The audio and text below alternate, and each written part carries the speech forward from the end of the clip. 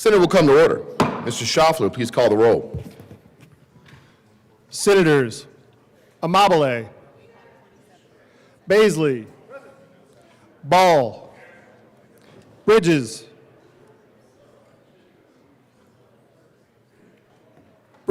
Excuse.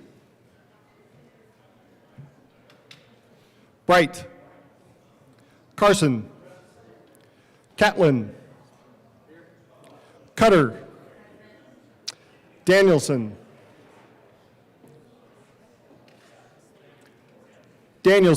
Excuse.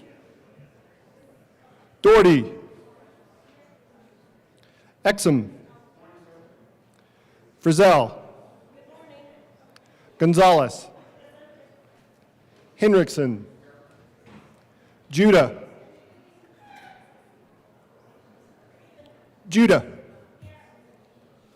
Kip, Kirkmeyer, Colker, Liston, Lundeen, Marchman, Michelson Genet, Mullica, Pelton B, Pelton R, Rich, Roberts, Rodriguez, Simpson, Snyder, Sullivan, Weissman, Winter. Senate District 17 vacant. Mr. President. Let's do this. The morning roll call is 32 present, 0 absent, 2 excused, and 1 vacant. We have a quorum. Senator Judah, would you please lead us in the Pledge of Allegiance? Please join me. I pledge allegiance to the flag of the United States of America and to the republic for which it stands, one nation, under God, indivisible, with liberty and justice for all. Mr. Schaffler, please add Senator Bridges to the roll. Also, please add Senator Danielson to the roll. And last but not least, please add Senator Mullica.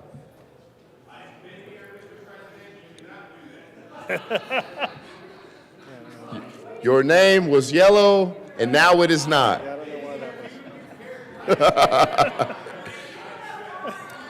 Approval of the journal. Senator Pelton R. Thank you, Mr. President. I vouch for Senator Mullica. I move the Senate Journal of March 10th, 2025 be approved as corrected by the Secretary. You heard the motion. All those in favor say aye. Opposed, no. There we go. But the ayes have it, and the motion is adopted. Senate Services. Correctly printed, Senate Concurrent Resolution 001, Senate Joint Resolution 009, Senate Resolution 007. Correctly engrossed, Senate Bill 154. Correctly revised, House Bill 1009. Correctly re-revised, House Bill 1035.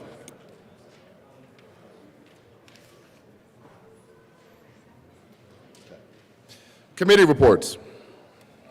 Committee on Education. After consideration on the merits, the committee recommends the following. House Bill 1041 be referred to the Committee of the Whole with favorable recommendation. Mr. President, the Committee on Education has had under consideration and has had a hearing on the following appointments and recommends that the appointments be placed on the consent calendar and confirmed. Members of the Board of Trustees for Colorado Mesa University, effective January 1st, 2025, for terms expiring December 31st, 2028. Allison Griffin of Lafayette, Colorado, reappointed. Lori Buck of Fruita, Colorado, reappointed. David Foster of Denver, Colorado, reappointed. Committee on Transportation and Energy. After consideration on the merits, the committee recommends the following. House Bill 1040 be referred to the Committee of the Whole with favorable recommendation. Mr. President, the Committee on Judiciary has had under consideration and has the hearing on the following appointments and recommends that the appointments be placed on the consent calendar and confirmed. Member of the Juvenile Parole Board for a term expiring November 15, 2025, Tiffany Pelham Webb of Denver, Colorado, to serve as a representative of the public occasioned by the resignation of Karen Lausa of Englewood, Colorado, appointed. Committee on Judiciary. After consideration on the merits, the committee recommends the following. Senate Bill 179 be referred favorably to the Committee on Appropriations. Committee on Judiciary. After consideration on the merits, the committee recommends the following. Senate Bill 20 be amended as follows, and as so amended be referred to the Committee on Appropriations with favorable recommendation.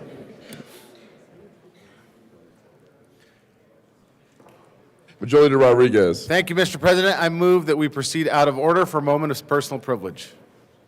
The motion is to proceed out of order for moments of personal privilege. All those in favor say aye. Opposed, no. The ayes have it, and the motion is adopted. We will proceed out of order for moments of personal privilege. Senator Michelson Janae. Thank you, Mr. President. May I request a moment of personal privilege? Granted. Thank you. We have wonderful, talented people here, please stand up, representing the University of Colorado, Regis and Metro, who all have posters downstairs from 9:30 to noon in biomedical research, cancer, infectious disease, transportation, and some other non-science topics. Can we please give a warm welcome and hopefully stop by and see their posters? Welcome to the Senate. Senator Carson. Thank you, Mr. President. I request a moment of personal privilege. Granted.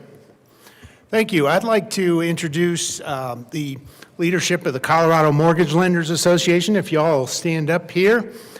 And I actually, in my non-legislative life, am an attorney for a mortgage company, so I've worked a lot in the mortgage industry, and I know a lot of these folks, and I just want to say that these are the survivors of the mortgage industry. Those of you who have followed the mortgage business in the last couple of years, about half the companies have had to consolidate or go out of business because a few years ago we had very low interest rates, and now we have much higher interest rates, and so people are kind of locked in and they're not doing many mortgages. But these folks are helping our state with affordable housing and getting first-time home buyers into homes, and so I want to thank them for being important leaders in the business community in our state. Thank you.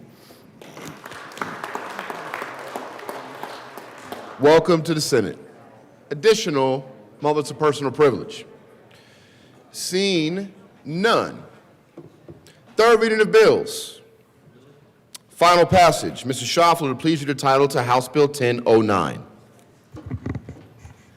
House Bill 1009 by Representatives Morrow and Joseph and Senator Cutter and Hendrickson concerning a vegetative fuel mitigation program for a district providing fire protection services. Senator Hendrickson.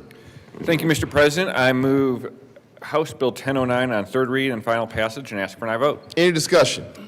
Seeing none, the motion is the passage of House Bill 1009. Are there any no votes? Senators, Mr. Minority Leader. Simpson. Frizzell. Catlin. Baisley. Rich. Liston. Pelton R. Carson. Bright. Kirkmeyer. Pelton B.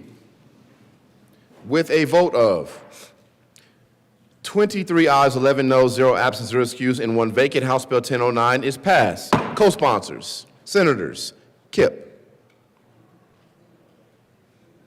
Winter, Judah, Michelson Janae, Exum,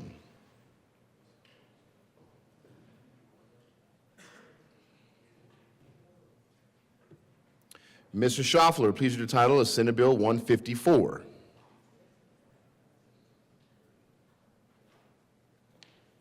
Senate Bill 154 by Senator Kipp and Representative Hammer concerning enhancing access to educator pathways. Senator Kipp. Thank you, Mr. President. I move SB 25-154 upon third reading and final passage. Any discussion? Seeing none, the motion is the passage of Senate Bill 154. Are there any no votes? Senators Pelton B., Kirkmeyer, Bright, Carson, Pelton R., Liston, Rich, Baisley, Frizzell. With a vote of 25 ayes, 9 noes, 0 absent, 0 excused, and 1 vacant, Senate Bill 154 is passed. Co-sponsors, Senators Marchman, Colker, Mullica, Bridges, Michelson Janae, Judah, Weissman, Winter, Cutter, Exum, Ball, Snyder, Sullivan. Please add the president and also Senator Gonzalez. General orders. Second reading of the bill's consent calendar. Senator Mullica. Thank you, Mr. President. Let the record reflect I am here. I was not tardy. I was here on time. And, Mr. President, I move the Senate resolve itself into the Committee of the Whole for consideration of general order, second reading of bills, consent calendar. You've heard the motion. All those in favor say aye. Opposed, no. The motion is adopted and the Senate will resolve itself into the Committee of the Whole for consideration of general order, second reading of the bill's consent calendar, and Senator Mullica, who has always been present on time, will take the chair.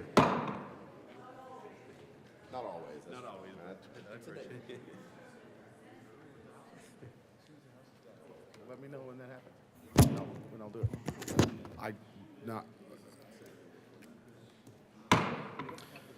The committee will come to order and the court rule is relaxed. Will the clerk please read the titles of all the bills on the general order, second reading of bills consent calendar?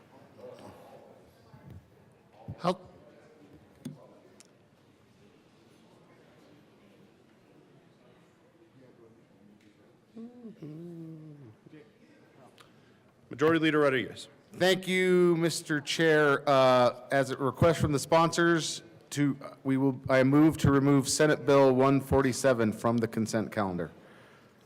Thank you, Majority Leader Rodriguez. Senate Bill 147 will be removed from general orders, second reading consent calendar and placed at the end of seconds. Majority, can we? Okay. It's very important we get Jeff taken care of before everything else.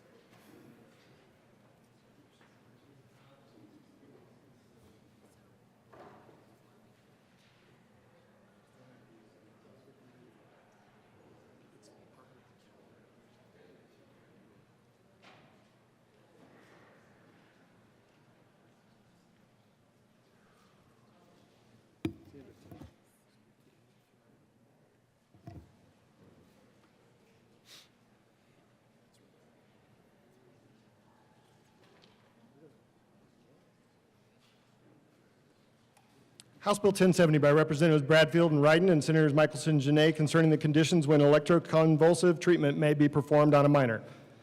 House Bill 1016 by Representative Stewart and Senator Michelson and Genet concerning authorizing an occupational therapist to prescribe durable medical equipment. House Bill 1091 by Representative Phillips and Senator Mullica concerning the designation of the Agaricus julius mushroom as the state mushroom.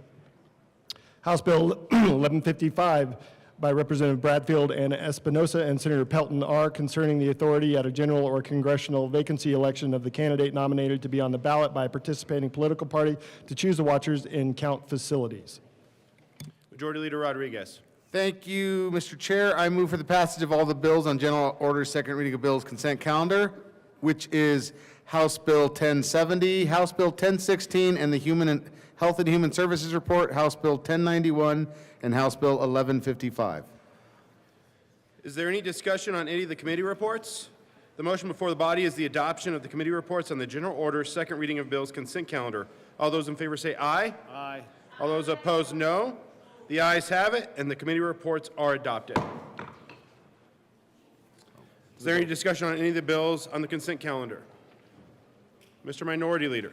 Thank you very much, Mr. Chair. I just want to make sure I'm getting the pronunciation right regarding 1091. Agaricus julius is to become the state mushroom. Am I saying that correct, Mr. Chair? You are saying that correctly, Mr. Minority Leader. Agaricus Seeing no further julius. discussion. Mr. Minority Leader. Mr. Chair, I'm curious as to the nature of Agaricus julius. Is this psychedelic in nature or just very attractive when revealed from underneath a tree trunk or something of that nature? Thank you, Mr. Minority Leader. This mushroom is not psychedelic. It is grown in Colorado under spruce trees, which is our state tree. So Seeing no further discussion, Mr. Minority Leader. Thank you very much, Mr. Chair. Agaricus Julius. Thank you very much, Mr. Chair. The motion before the body, Senator Bridges. Thank you, Mr. Chair. I hear that this mushroom was formerly known as Prince. And I just would love, thank you, here we go. Okay, I didn't want the you to miss gavel this. is going to come I out learned here this very from Senator soon. Ball. So Senator Ball, would you like to, I think we could maybe amend this bill to make it even I better. do have a Senator gavel. Ball. I do have a gavel. Senator Ball. I will just confirm that it is the emperor mushroom. It is not psychedelic in nature. It was formerly known as the Prince mushroom, which does give us the opportunity to have the mushroom formerly known as Prince as our state mushroom, but I don't believe that's part of the bill. Well, it should be. Senator Pelton. Thank you, and I am almost positive that the legislator who brought this bill likes to play Mario Brothers and likes the mushroom part of Mario Brothers, so, and dresses up as a Smurf for Halloween is my understanding. So lives in a mushroom, so. Yeah, so we do have a motion before the body. Mr. Minority Leader. Thank you very much. One final question, Mr. Chair, thank you. I was not aware that this mushroom was formerly known as Prince. Is there a symbol associated with Agaricus Julius that we should all be aware of at this point? Not to my knowledge, Mr. Minority Leader. Thank you very much. Agaricus Julius, the state mushroom. Go figure. Yeah. The motion before the body is the adoption of all the bills on the general orders, second reading of bills consent calendar. All those in favor say aye. All those opposed, nay. The ayes have it, and the bills are adopted. Majority Leader Rodriguez. Thank you, Mr. Chair. I move the committee rise and report. The motion is for the committee to rise and report. All those in favor say aye. Opposed, no. The ayes have it, and the motion is adopted. The committee will rise and report. Oh my gosh. Jeez.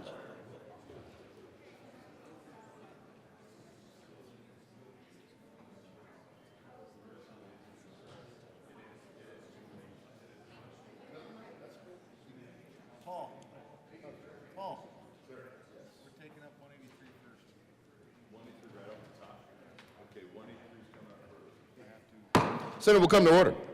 Senator Mullica. Thank you, Mr. President. The committee has met and had a number of bills under consideration. Will the clerk please read the report? March 11, 2025. Mr. President, your committee of the whole begs leave to report it has had under consideration the following attached bills, being the second reading thereof, and makes the following recommendations thereon.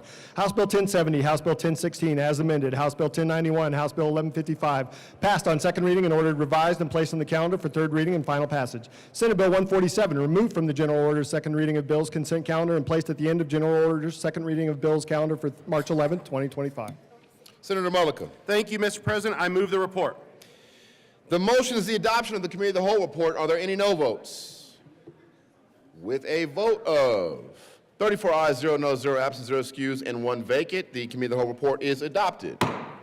House Bill 1070, House Bill 1016 is amended. House Bill 1091, House Bill 1155 passed on second reading and order revised and placed on the calendar for third reading and final passage. Senate Bill 147 removed from the calendar or from the general order second reading of the bills consent calendar and placed at the end of the general order second reading of the bills calendar for 3/11/2025. Majority Leader Rodriguez. Thank you, Mr. President.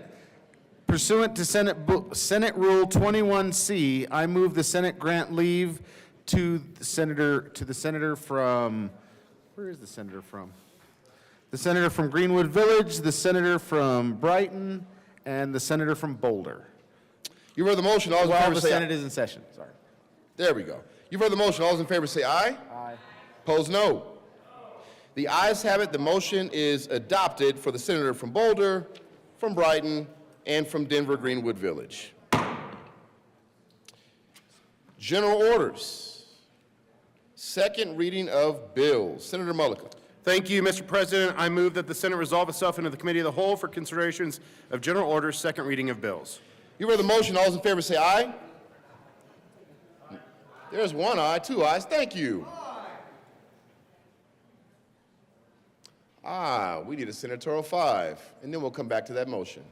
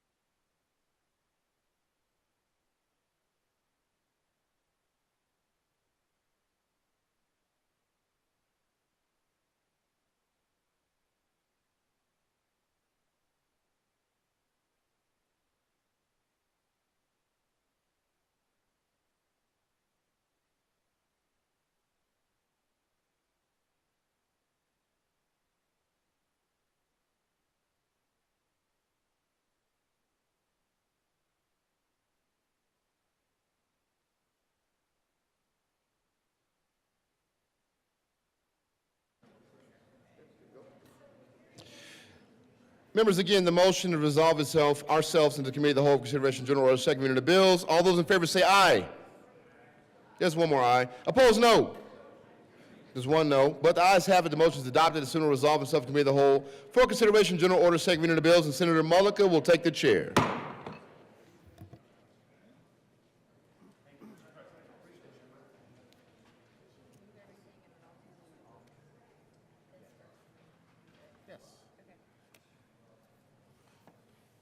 Yes, you talk. Try to talk into the microphone. Use your big boy voice.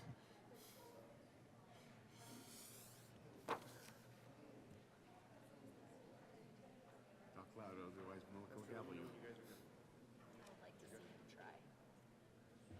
Good. We're going to proceed out of order. Yeah. The committee will come to order, and the court rule is relaxed for everyone.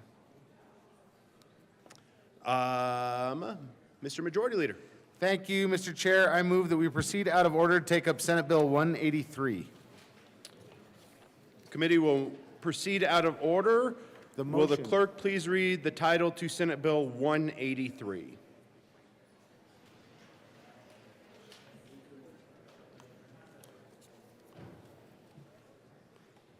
Senate Bill 183 by Senator Rodriguez and Doherty and Representatives Garcia and McCluskey concerning coverage for certain pregnancy-related services.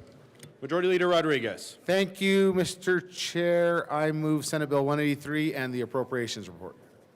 That is a proclamation to the Appropriations Committee report. Senator Rodriguez. Thank you, Mr. Chair. In Appropriations, we appropriated the money for the bill and also added an amendment to allow the money to exceed the appropriations for ongoing funding for medical care, a common practice in these type of policies. Is there any discussion on the Appropriations, can I ask, committee report?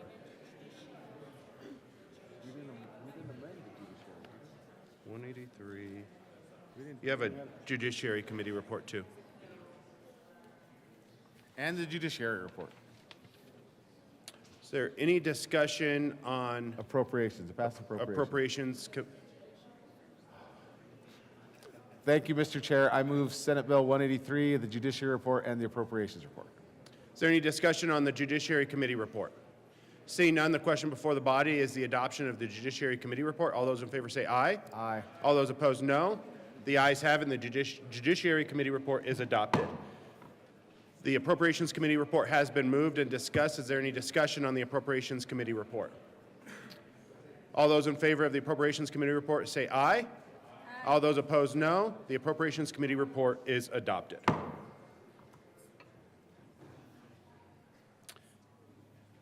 To the bill. Senator Doherty. Thank you. Thank you. I'm proud to be here on Senate Bill 183. This bill represents a vital piece of legislation to implement the will of the voters by removing long-standing barriers and reaffirming our commitment to the values of equity and fairness in healthcare. At the heart of this bill is the removal of outdated statutory references to the constitutional ban on using public funds for abortion care. For years, this provision stood as an obstacle, blocking access to necessary health care for many individuals across our state. By cleaning up the law, we are effectively lifting this public funding prohibition and making it clear that the right to abortion care is not just a legal right, but a right that can be accessed by all, regardless of income or background. One of the most critical aspects of this bill is the creation of a state-funded abortion care program for Medicaid recipients. This is a transformative change, one that ensures individuals covered by Medicaid will have access to abortion services without any barriers. Furthermore, this bill extends its protections to state employees. Together, we're moving Colorado closer to a future where reproductive health care is available to all and where barriers based on income, employment, or outdated laws no longer stand in the way. Thank you. Is there any further discussion on Senate Bill 183? Senator Bright.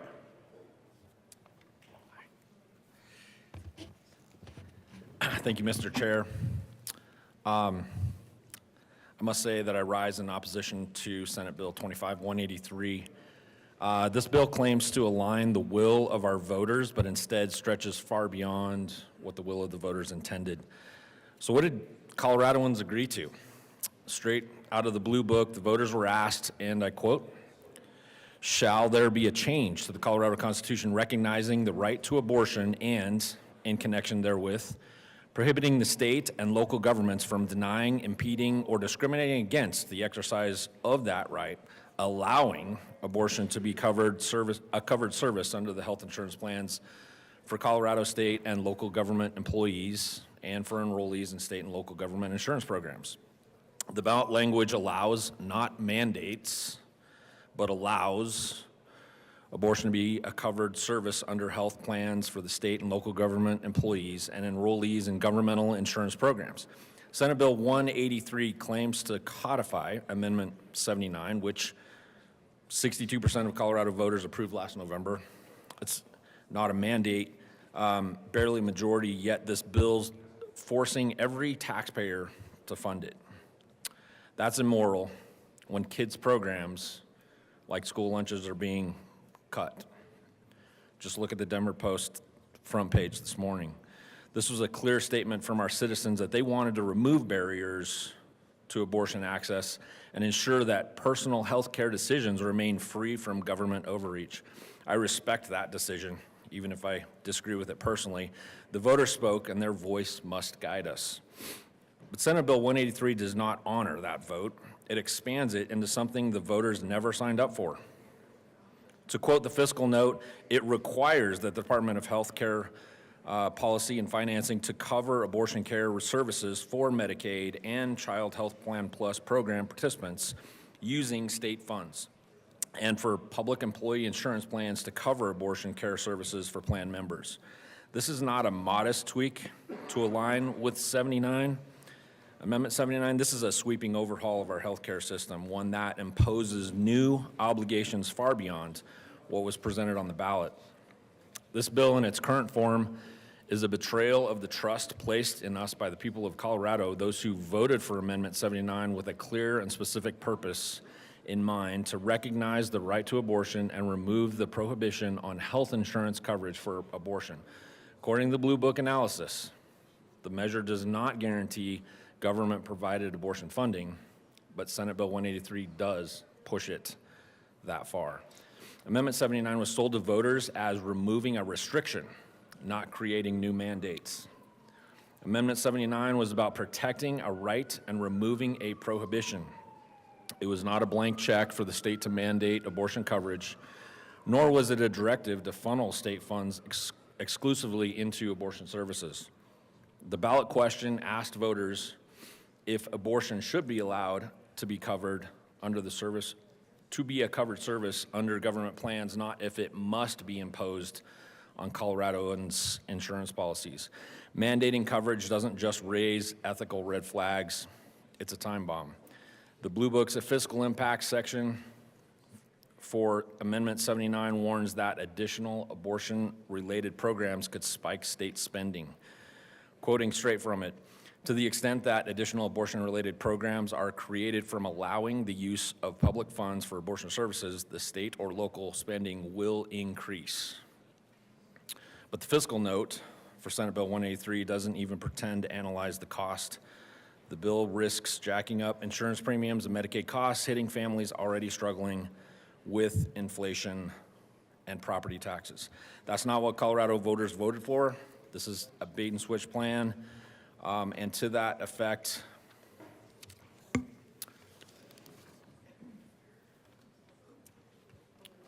I move amendment. There is an amendment at the desk. Will the clerk please read Amendment L002? Amendment L002, amend printed bill, page 2, line 9, strike shall and substitute strike shall may, page 4, line 16. Senator Bright. Thank you, Mr. Chair. This amendment is simple. Senator Bright.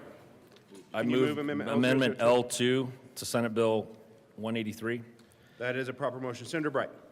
This amendment's simple. Strike the language that says shall and replace it with may. That's it, just one word swapped out. This change respects the voters of Colorado without forcing a mandate on taxpayers and insurers.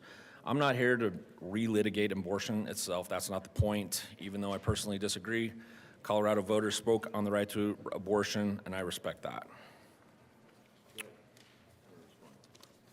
Senator Doherty. We would ask for a no vote. You're right, when we're respecting the vote of Coloradans, 62% of Colorado voters voted in support of Amendment 79. And so we would respectfully request a no vote. Mr. Minority Leader, to the amendment. Thank you very much, Mr. Chair. To the amendment, to Amendment L002 to SB 183. Colleagues, we're not specifically with this amendment or more broadly with the bill debating abortion. We're debating finance. This is a finance question. It's a settled matter, settled by the people of Colorado. 62% voted in favor of permitting and enshrined the access to the permission of abortion into the Constitution. So I would argue that that particular debate, the abortion debate, is off the table. It's been settled by the people of Colorado. What 183 is about the funding of, the financing of that provision, which was allowed, permissive. I would agree, the senator from Weld County has argued well the permissive versus mandate nature of this particular debate. And why is this important, and why is this amendment important? I believe the amendment's important to honor all of the people of Colorado and their perspective. There are moral and ethical concerns when you compel taxpayers to pay for something that they don't necessarily agree with. Now, 62% said, let's put it in the Constitution, make it permissive, make it allowable, but not 100% of the people said yes, and I'm willing to pay for it. The question is about financing here. Many taxpayers oppose abortion on moral, ethical, or religious grounds, forcing them to fund a practice they find objectionable, violates their deeply held, or may violate their deeply held beliefs. Even though abortion is legal in Colorado, settled matter in the Constitution, legality does not equate with moral consensus. The government should not compel citizens to financially support something that remains divisive on moral grounds or a divisive moral issue. 62%, there are still people, 38%, who look at it potentially very differently. Also, there's an argument against this mandate that centers around fiscal responsibility, and we are in a time of great fiscal crisis as we seek to manage the budget. We're going to have a debate later today about the legislative departments, our very own budget, and what we can afford to and cannot afford to do. Public funding for abortion diverts taxpayer dollars away from other essential services like education, infrastructure, public safety, health care for vulnerable populations. And some argue that government funding incentivizes more abortions rather than promoting alternatives such as adoption or parenting support. And back to the support or the elemental need for this particular amendment is it provides a freedom of consciousness, a freedom of conscience. Individuals have their own conscience. You know, we as electeds are always encouraged to vote your conscience first, your constituents second, and perhaps maybe you want to vote with your caucus every once in a while. At least I hope my caucus votes the way I see things every once in a while. But that freedom of conscience comes first. And forcing taxpayers to subsidize something they may have a moral objection to infringes on their right to decide how their money is used. This is especially concerning for those who believe in limited government and individual autonomy. Public funding of controversial policies can set a precedent where government compels financial support. And that's the core of my argument. I'm not debating abortion here. I'm debating government finance and compelling individuals to pay in with their taxes to something that they object to. And I oppose that.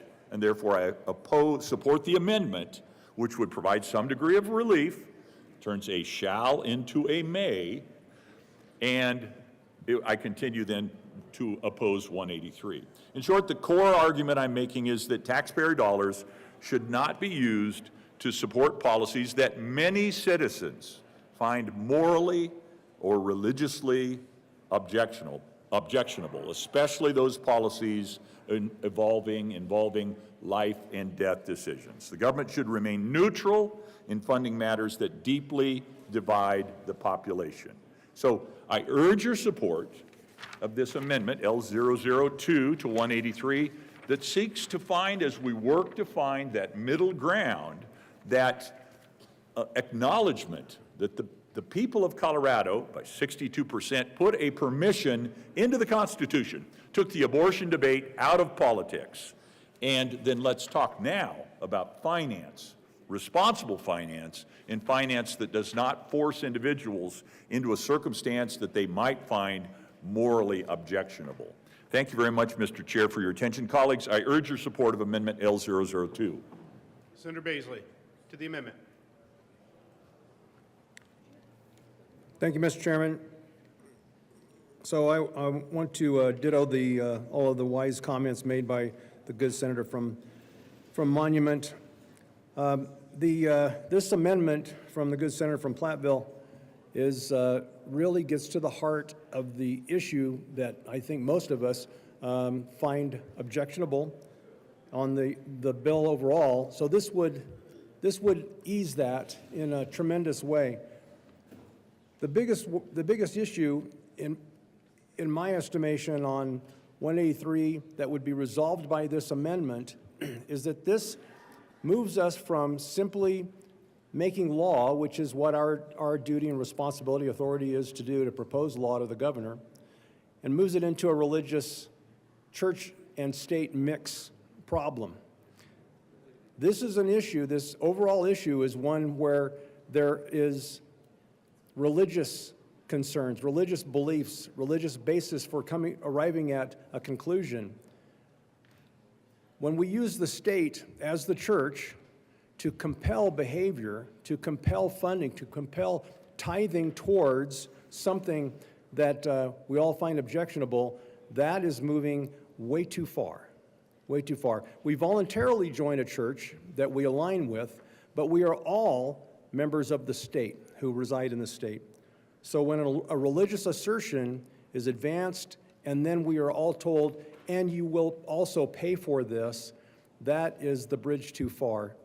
This is a mix of religion and state, church and state, that I find very objectionable, but this amendment would resolve that in a big way. So I can't any more strongly than I feel urge these members, my fellow members here, to vote for the amendment from the good senator from Platteville. Thank you. Seeing no further discussion, the question before us is the adoption of Amendment L002. All those in favor say aye. Aye. All those opposed, no. No. The noes have it, and Amendment L002 fails. To the bill. Senator Rich. Thank you, Mr. Chair. And, you know, I rise in opposition to the bill, even though I recognize that the voters agreed to all of this, for many of the reasons that have already been stated. I always find it interesting when we're talking about abortion that the word reproductive health comes into play, because reproductive means reproducing. Abortion means eliminating. And so I find it interesting that that word continues to be used when we're talking about abortion. I was looking at the fiscal note, and I was looking at averted births, which is on page 3. And as I'm reading this and, you know, covering the cost of abortion care through Medicaid, and CHIP is also expected to increase the number of averted births by 30% of the assumed utilization outlined above. This represents the number of pregnancies that would have gone to term without access to abortion care through public health insurance.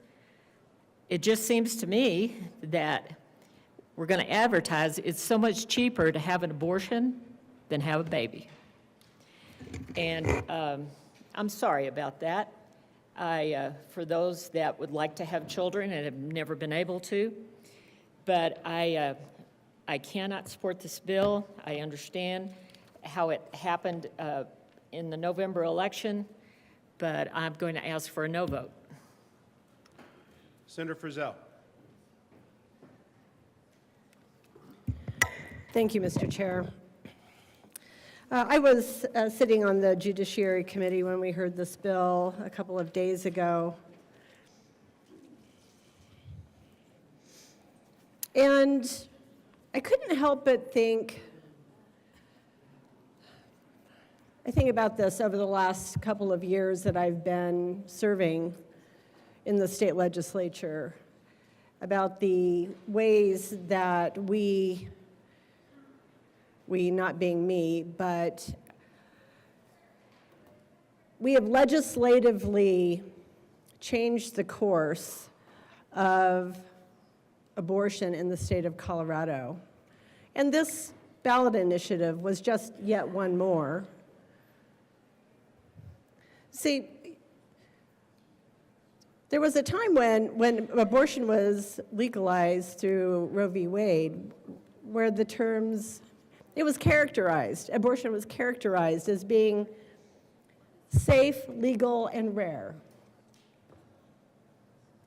It should be safe, legal, and rare.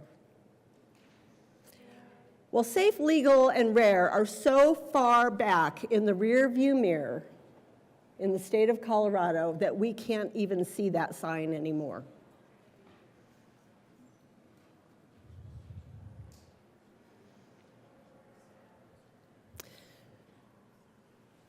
We've heard a lot of talk about the will of the people, and I, not more than anybody, but I, along with all of us, really seek to respect the will of the voters in the state of Colorado, and I do. I respect their will.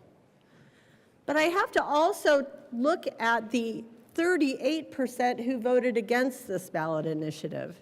Over a third of Colorado voters voted against it.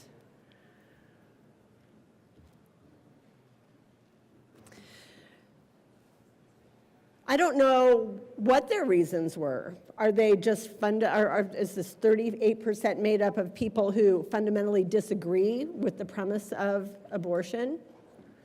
Is it made up, are they made up of people who don't believe that funding of abortion should be public? That's a problem.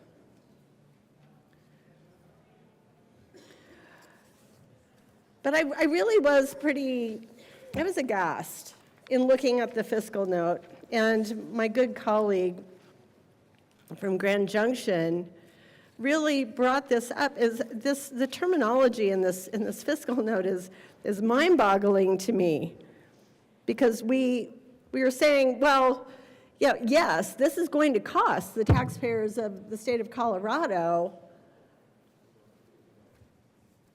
because the federal government isn't going to pay for providing abortion services. That's got to be backfilled by the state of Colorado. But we're going to offset that fiscal note. We're going to offset it by crediting back for averted births. I don't really, I have a hard time wrapping my head around that. I think it's disingenuous at best, because I don't know how we would deal with the fiscal note on this from a budget standpoint if they didn't do that. But that's speculation on my part. I'm just going to go back, and I am not going to be voting yes. I don't think that's a big surprise to anybody. I'm not going to be voting yes on this bill at all. I disagree with the premise of expanding the financial burden on the citizens of the state of Colorado. I disagree with that.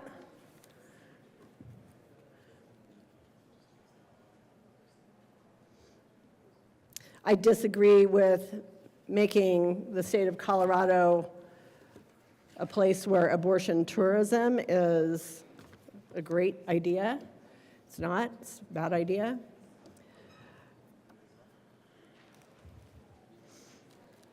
I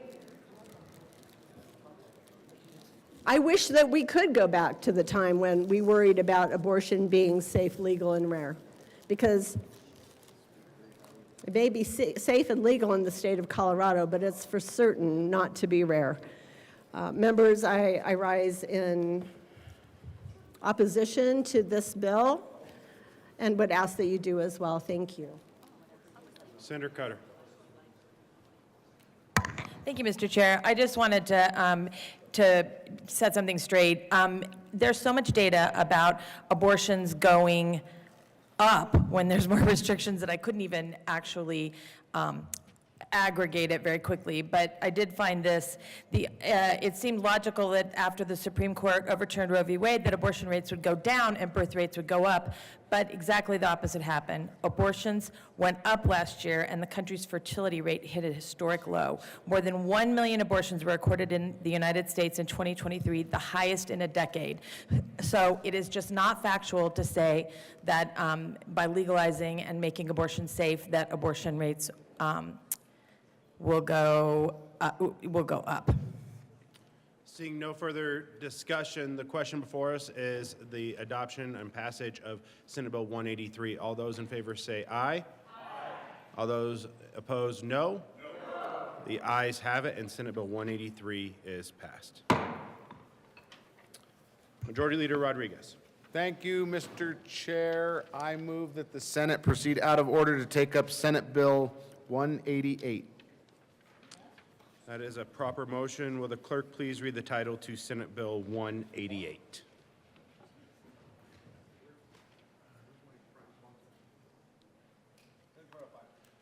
We will be in a brief senatorial 5.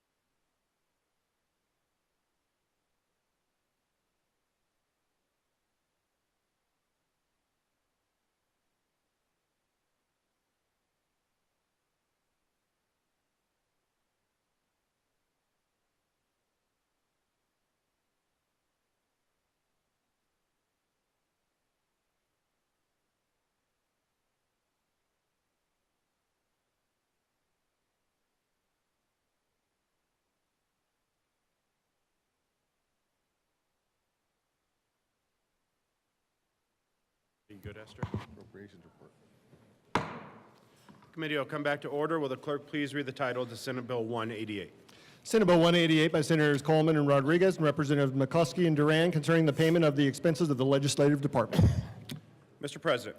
Thank you very much, Mr. Chair. Move Senate Bill 188 in the committee report. To the committee report. Thank you very much, Mr. Chair. In the committee, there's a technical amendment brought to us by Director Castle. It cut 0.3 FTE that was included in an error for Legislative Council staff. We ask for an aye vote on the committee report. Any further discussion on the Appropriations Committee report? Seeing none, the question before the body is the adoption of the Appropriations Committee report. All those in favor say aye. Aye. All those opposed, no. The ayes have it, and the Appropriations Committee report is adopted. To the bill. Thank you very much, Mr. Chair. Members, thank you for being here to hear this bill for the legislative appropriations. This bill provides funding for all of our staff in the Legislative Council Department, OLLS, Audit, and JBC, and it also provides conversation regarding legislative cash fund. It's a conversation we've had in depth in executive committee as well as with Ledge Council for a time and has had support, and we look forward to the debate around the legislative appropriations budget. Senator Kirkmeyer. Thank you, Mr. Chair. Members, I don't rise in opposition to the entire budget. We have to have a legislative branch budget. We've got to get it done before we can finish up the long bill. That's the way it works. But I have great concerns about what we're doing with regard to our budget in the legislative branch. I think everyone knows, certainly if you don't know by now, and I'm just going to give everybody a heads up for those of you who maybe aren't in the room, that I do have at least 4 amendments, and I'm going to ask for a division on every amendment. Because I think this is important that you're in the room and that you hear this discussion when it comes to our budget. We are on an unsustainable path. The size and the cost of our budget has exceeded what is reasonable. And it's led to us now at the Joint Budget Committee that we can only do those things that we need to do, that are necessary to do, the must-haves. That's where we're at. Not the nice-to-haves, but the must-haves. I imagine for all of us, maybe that's a little bit different. But over the course of the last 6 years, the General Assembly and the governor have frequently missed the mark on what is really needed. And we have overspent dramatically. In fact, I would say at this point, we're in a crisis of priorities. If you choose to say everything is a priority and then it must be funded, you have no priorities.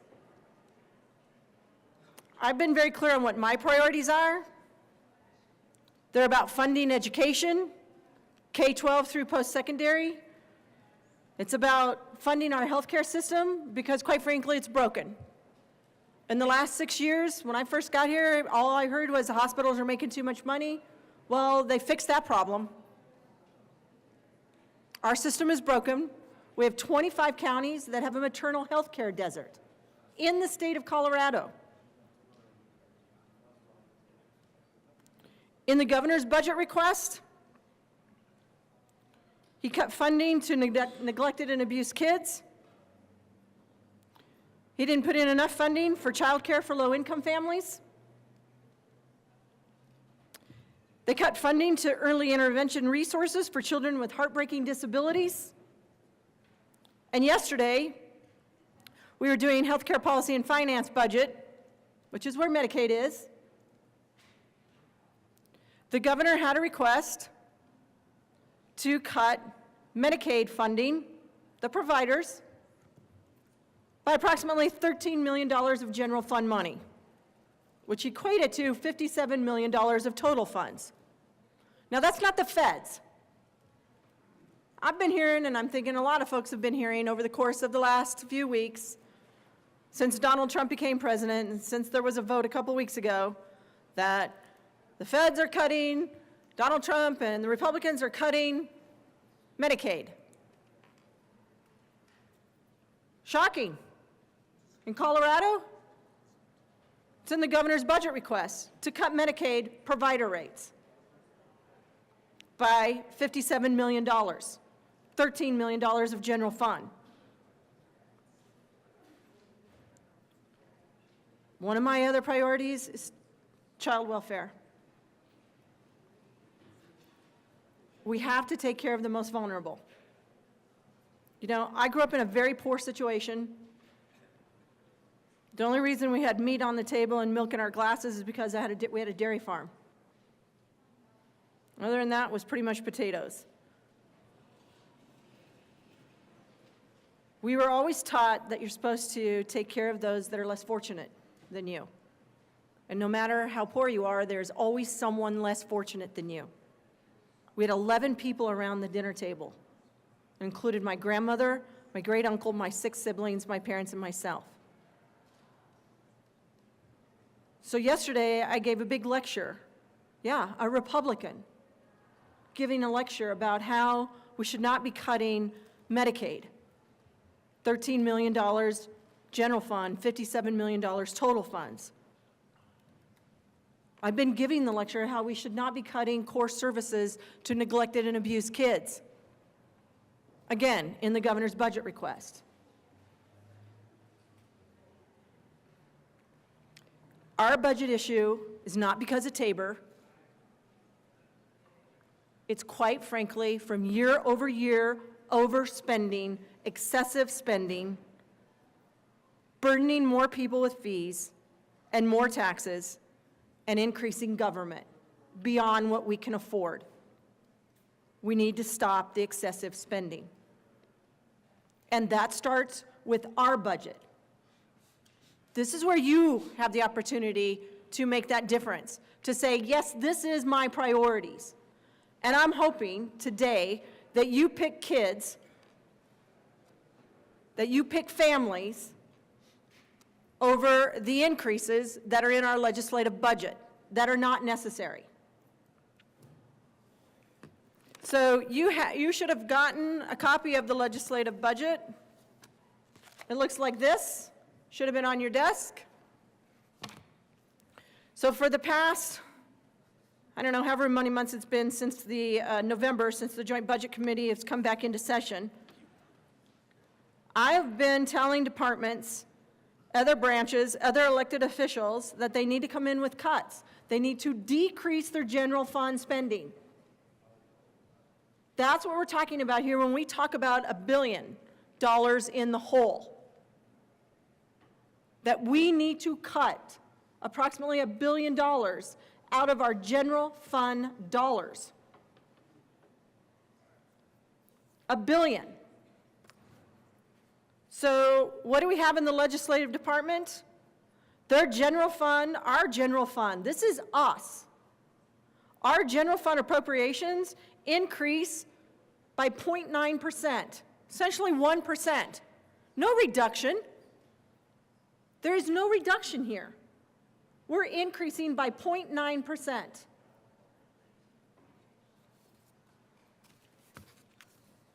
And over the course of the last 5 years,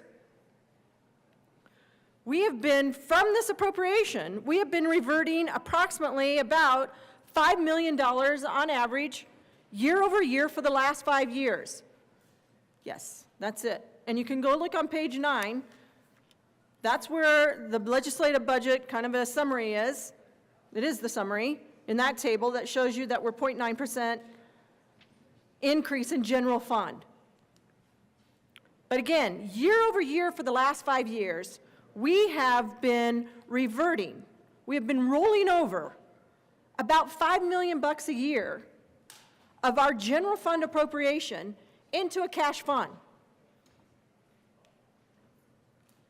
And yet at the same time, instead of reducing our general fund appropriation, coming in with the budget request that says, hey, we're going to reduce our general fund appropriation, we just keep saying, no, give us that full appropriation. We're not spending approximately $5 million a year for the last 5 years, but just give us that appropriation. Because then we put it in a cash fund. That is all general fund money. The cash fund that you see in our legislative budget is not from a fee. It is general fund money. And so we've been rolling over about $5 million a year for the last 5 years, and it goes on, it goes back. We've been rolling money over since 2012 to the tune of about $54 million that has gone into a fund that the executive committee comes back and says, well, here's where we think we should spend that money. But again, we've been telling other departments, you have to decrease. You've heard me say this several times. Everyone has to decrease. Everything is on the table. Right now, yesterday, we were talking about cutting Medicaid to the poorest of the poor in our state. Do you know what 138% of the federal poverty level is? It's approximately $44,367 income for a family of 4. So if you make less as a family of 4, $44,367, you are eligible for Medicaid. That's basically what our salary is. But think of family of 4, and that's your only income. and it's less than $45,000, you're eligible for Medicaid. And yesterday, we had a request from the governor to cut it, to cut Medicaid providers, to cut the rate for things like maternity care, maternal health care, anesthesia, durable medical equipment. Now, for those of you who don't know what that is, I want you to think about babies that are born with disabilities and they can't breathe. They can't leave the hospital until they get a ventilation machine. We're talking about cutting them by nearly 5%. That's what was in the governor's request. Yet here we are in our legislative budget saying, God, don't cut us. Shouldn't be us. I mean, we've got such important work to do. It can't just be us. Even knowing that we are reverting, last year we reverted $5.5 million into a fund to be spent on things like furniture. And we're going to hear, well, you know, it's for capital renovation. And it's extremely important that we get all of our legislators into one building, and we're doing all these changes, and we need this money. So apparently we don't need it for our appropriation for the OLLS or for the Legislative Council or for the State Auditor's Office or even for JBC staff. We need it for other things like capital renovation. Well, before they go too far down that argument,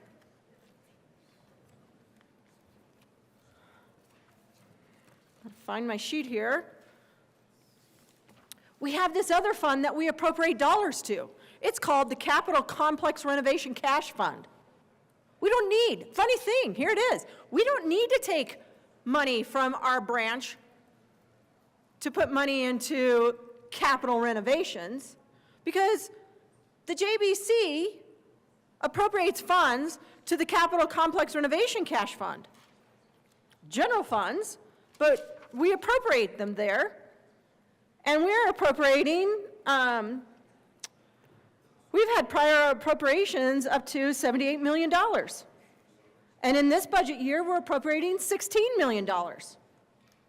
So we don't need to be over appropriating into the legislative branch budget by $5.5 million or $5 million every year.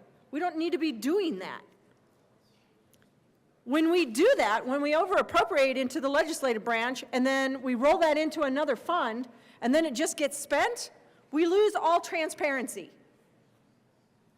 We lose transparency of where those dollars are being spent. How much is it truly costing us to renovate the Capitol? And I'm not saying we shouldn't renovate the Capitol, and I'm not saying that we don't want all of the legislators over here. But what I am saying is we need to have priorities. We appropriate as a joint budget committee, and in our long bill in our budget, we appropriate to the capital renovations, capital complex renovation plan. And people are supposed to plan. We have a whole committee that gets to plan on what we're going to do with those funds. And they're supposed to come up with budgets, and we're supposed to be responsible, everybody.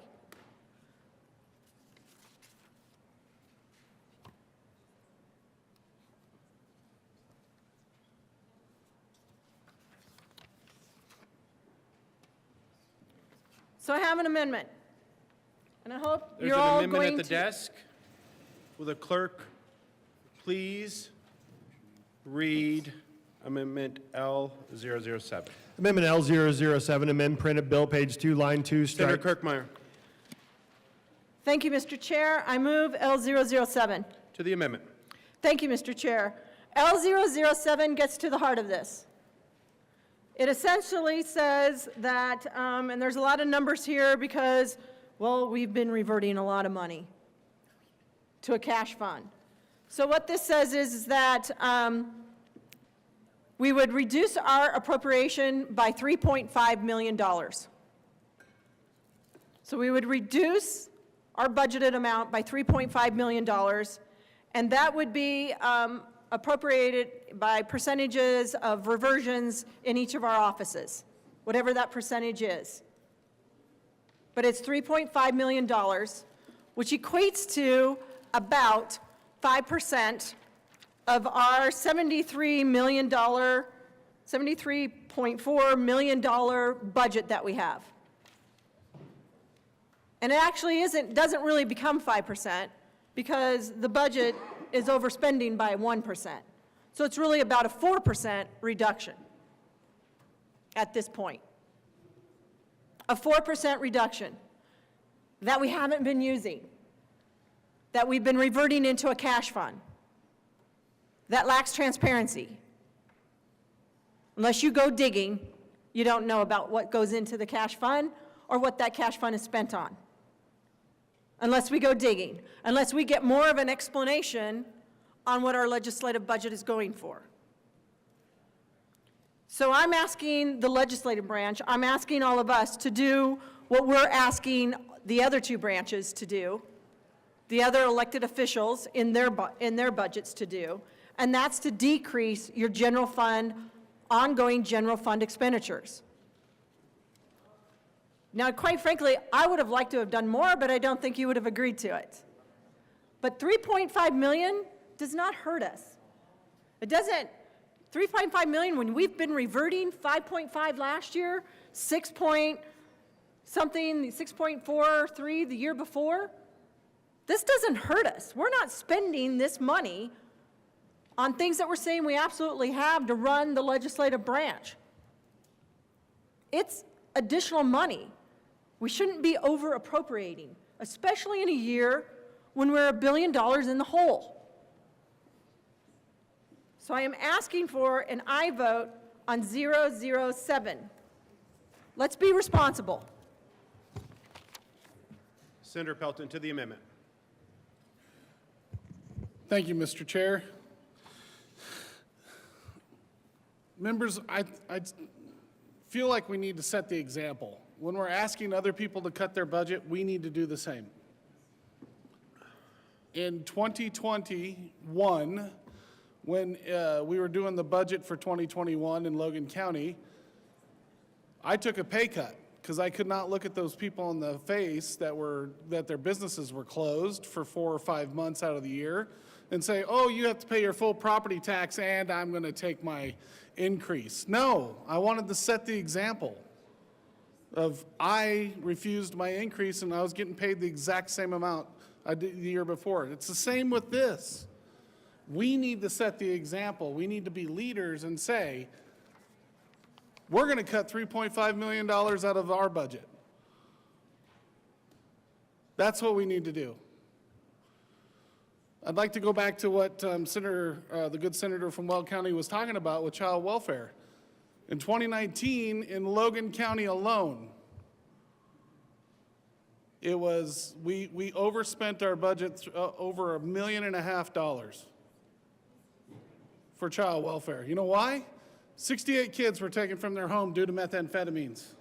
68 kids, just in one county, in Logan County. These are priorities that we need to set for the state. We're going to cut our budget so places like Logan County can pay for their kids that have to be placed somewhere. I'm just saying that we need to set the example. We have got to do it right here, right now. $3.5 million isn't that big a cut, but it's enough. It's what we can agree on as a body. I ask for an aye vote on L007. Senator Bright to the amendment. Thank you, Mr. Chair. I stand in support of Amendment L007. I think it's tough for us to fund new furniture in our offices while lunch for our kids is in question. Today's Denver Post, Tuesday, March 11, 2025, front page, free school meals program once again on shaky ground. Hey, Paul. I have a real hard time reading that and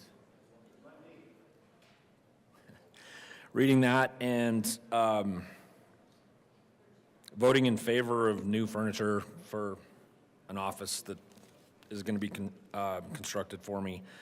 I'm not a career politician. I'm a husband, father, businessman. Balanced budgets, made tough calls, and I always put kids and families first. That's why I ran for this seat, to fight for affordability, to cut waste, and to make Colorado a place where families can thrive.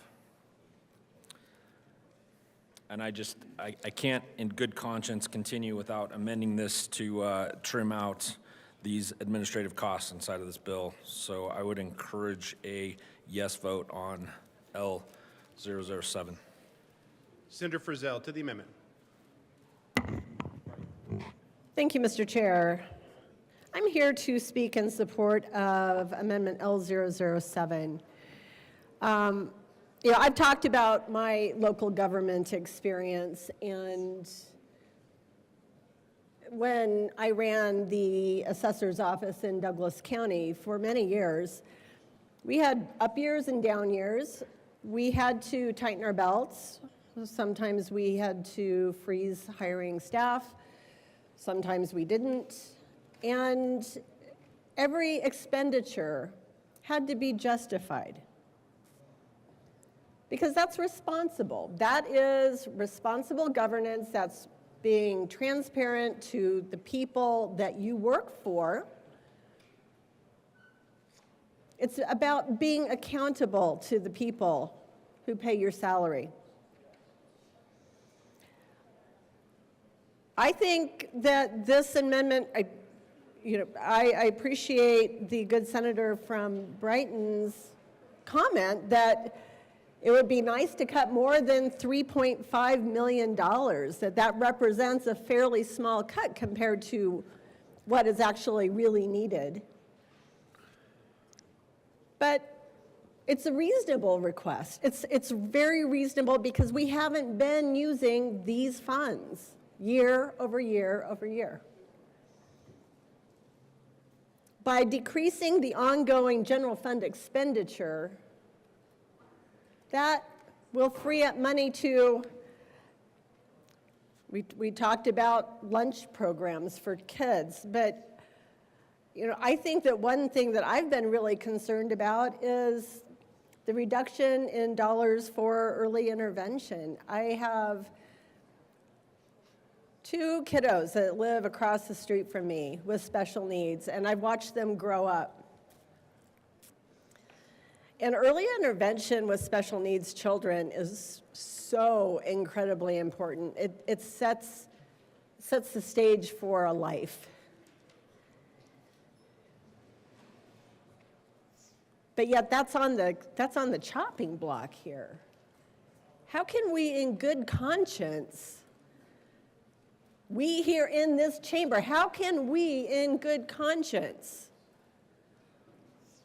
not prioritize them over ourselves?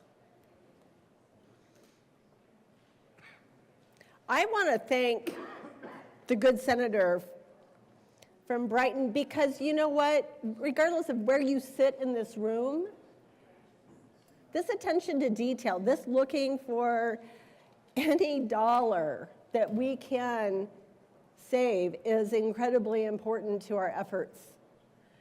It's incredibly important to our efforts today. It's important to our efforts over the next several weeks. As we get the long bill before us, it's incredibly important that we have that level of detail, and I'm very grateful. This amendment is about priorities. I know where my priorities are. Let's all dig deep and make sure that we understand what our priorities are as we vote. Please join me in voting yes on this amendment. Senator Liston to the amendment. Very good. Thank you, Mr. Chairman. Mr. Chairman, I rise in support of Amendment L007. I too sit on the Appropriations Committee and heard all of this just this past Friday morning. And like the good senator from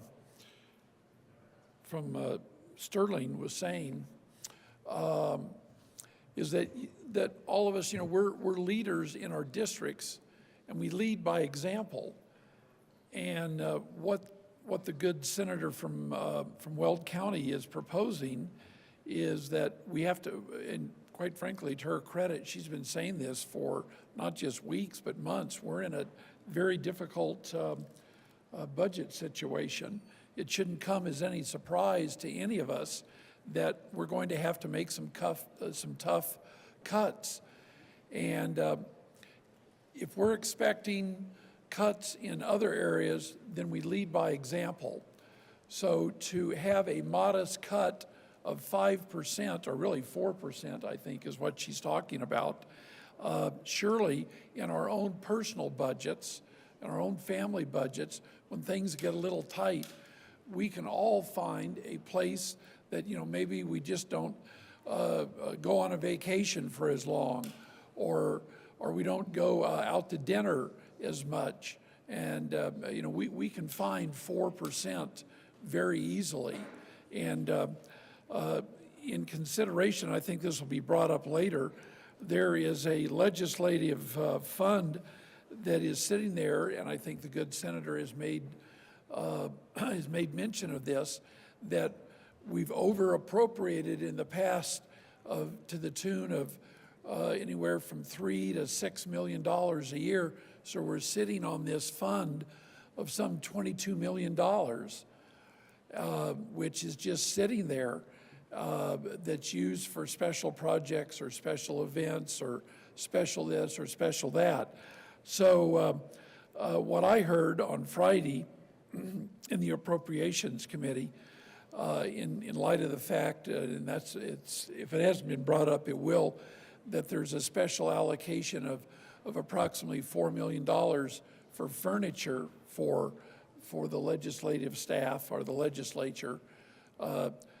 Surely that can be addressed. So, we're not asking for a huge cut or a huge sacrifice of 10 or 15%. We're asking for a modest 3.5% to 4%. So let's show the people of Colorado that we can lead by example and that we can tighten our belts by a very modest 3.5%, 4%. Let's show true leadership. I urge an aye vote for Amendment L007. Thank you, Mr. Chairman. Senator Catlin to the amendment.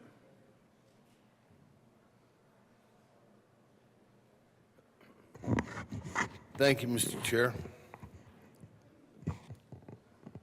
Members, I'm here at the well in order to talk about some things that are happening in my district.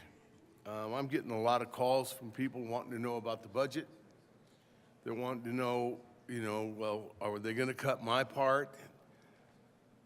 What about our Medicaid? I've got people to hear today from our clinics, the FQAs, the private clinics. They're here.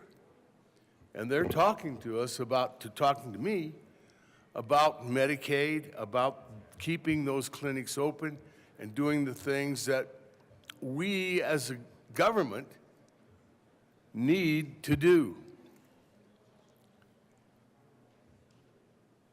They're not just here to keep their checks coming in, but when we hear that we're going to cut $13 million from what we are paying people, or overall $57 million, I think that's right. Hey, that reverberates out there in those mountain peaks, believe me, because it puts fear in people. And what I'm trying to tell these folks in as genuine way as I can is, listen, we're all going to have to take some cuts. Before it's all done, there will be cuts across the board. They're starting to understand that. But as their senator, it does not work for me to be able to say, well, we're going to cut what you're getting in your clinic and/or at your school, or along the highway, or wherever those cuts are going to come. But by the way, we're going to get new furniture.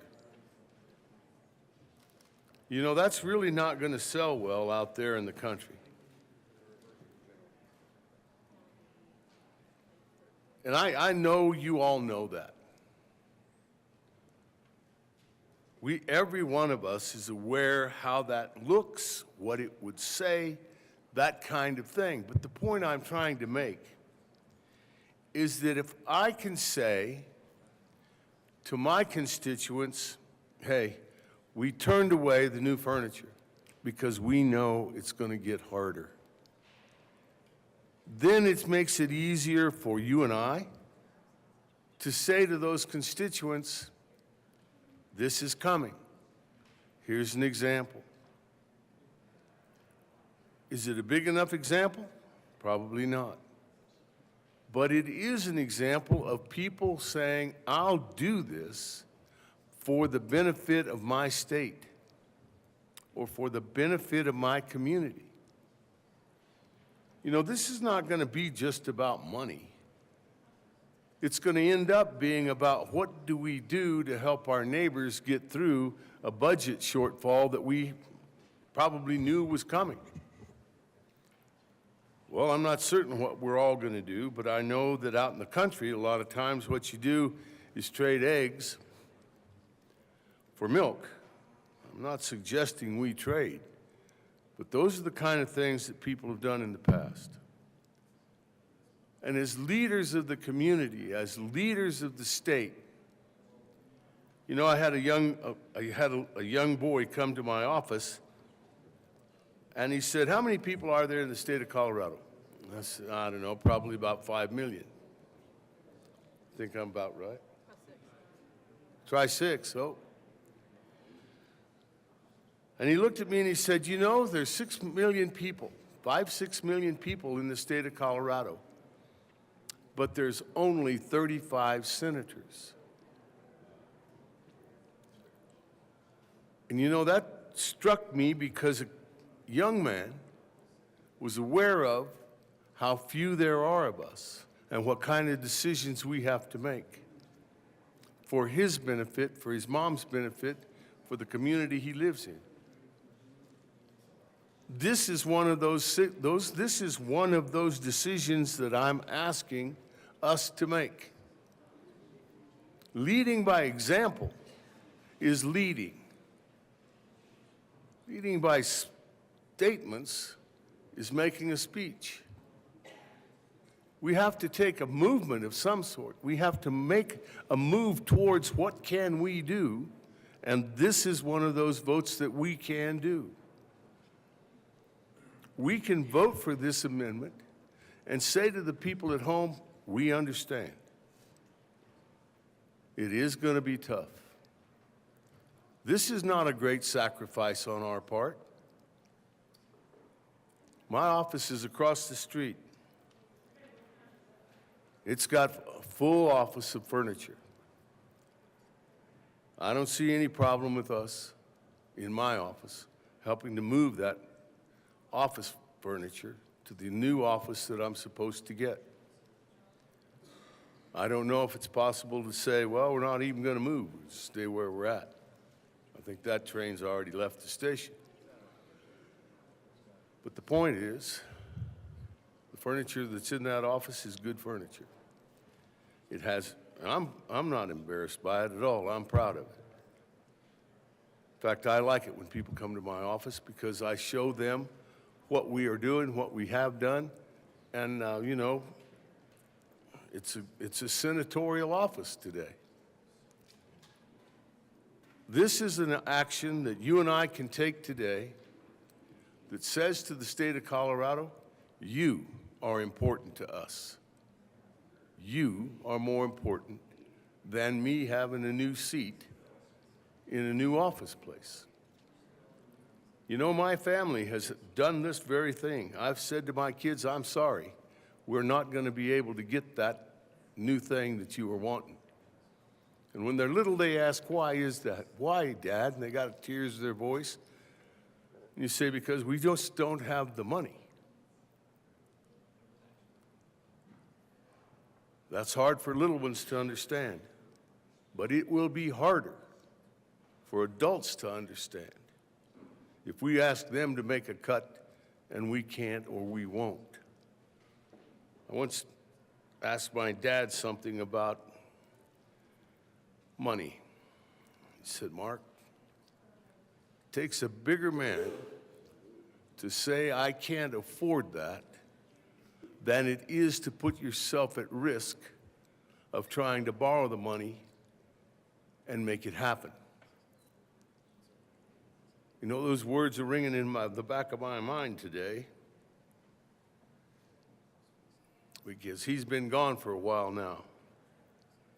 But it takes a bigger man, it takes a bigger person to say, I cannot afford this, than it is to put my family or my state at risk of going ahead and spending the money when we don't know where the rest of it's going to come from. Today I'm asking you to vote yes on this amendment and to show leadership to the state of Colorado for the times that are coming. And you and I both know those times are coming. Please vote yes. Senator Carson, to the amendment. Thank you, Mr. Chairman. I want to support the amendment here from the good senator from Greeley. I think she knows her budget numbers and has proposed what I think is a very reasonable reduction for us to have this year in the state of Colorado in our legislative budget. This is my first year here, being new around here, and I've been hearing ever since I got here a couple of months ago, we're going to have to cut $1 billion, $1.2 billion from the general fund. We don't know how much it's going to be. We're also looking at potential cutbacks from the federal government coming down our way. That could clearly affect the Colorado state budget. So we've got to be prepared for all of these things. And I get the sense, just being here, that we're kind of putting off the inevitable here, ignoring the reality of what's going to hit us in April. And if we're looking at cutbacks of up to or more than $1 billion, what are we going to be saying to our constituents? I mean, I'm already getting phone calls and meeting requests and letters and emails from folks who know they're going to be impacted by different parts of the budget reductions. I don't know what it's going to be. What's it going to be? Healthcare reductions of 6 or 7%? Is it going to be K through 12 education reductions? And if we can't say to those constituents, we took a hit ourselves in the legislative budget, we have to stand before them and say, well, we just pretty much left things alone, and even in some areas we increased spending. We decided we couldn't put all that off for future years, like we're going to be asking you in the education world or in the healthcare world to do that and to pass up on good expenditures and good ideas, put them off till future years when we haven't been willing to do that ourselves. I don't want to be in that position. I don't think any of us want to be in that position. I think we want to be able to say to our constituents, we were responsible in the legislative budget. We saw 6-7% overall spending reductions in the general fund, and we at the legislative level, we took at least a 4% or a 5% reduction as the senator from Greeley is proposing. That's the kind of responsible governance I believe the taxpayers, the citizens of this state are looking for this year. You know, if you look at government spending overall, at all levels of government, you know, we're over 36% of the economy now. Federal, state, that doesn't even include a lot of the local government expenditures. So we're approaching 40% of the annual wealth of this country being consumed by government. And I think people expect us to live within our means.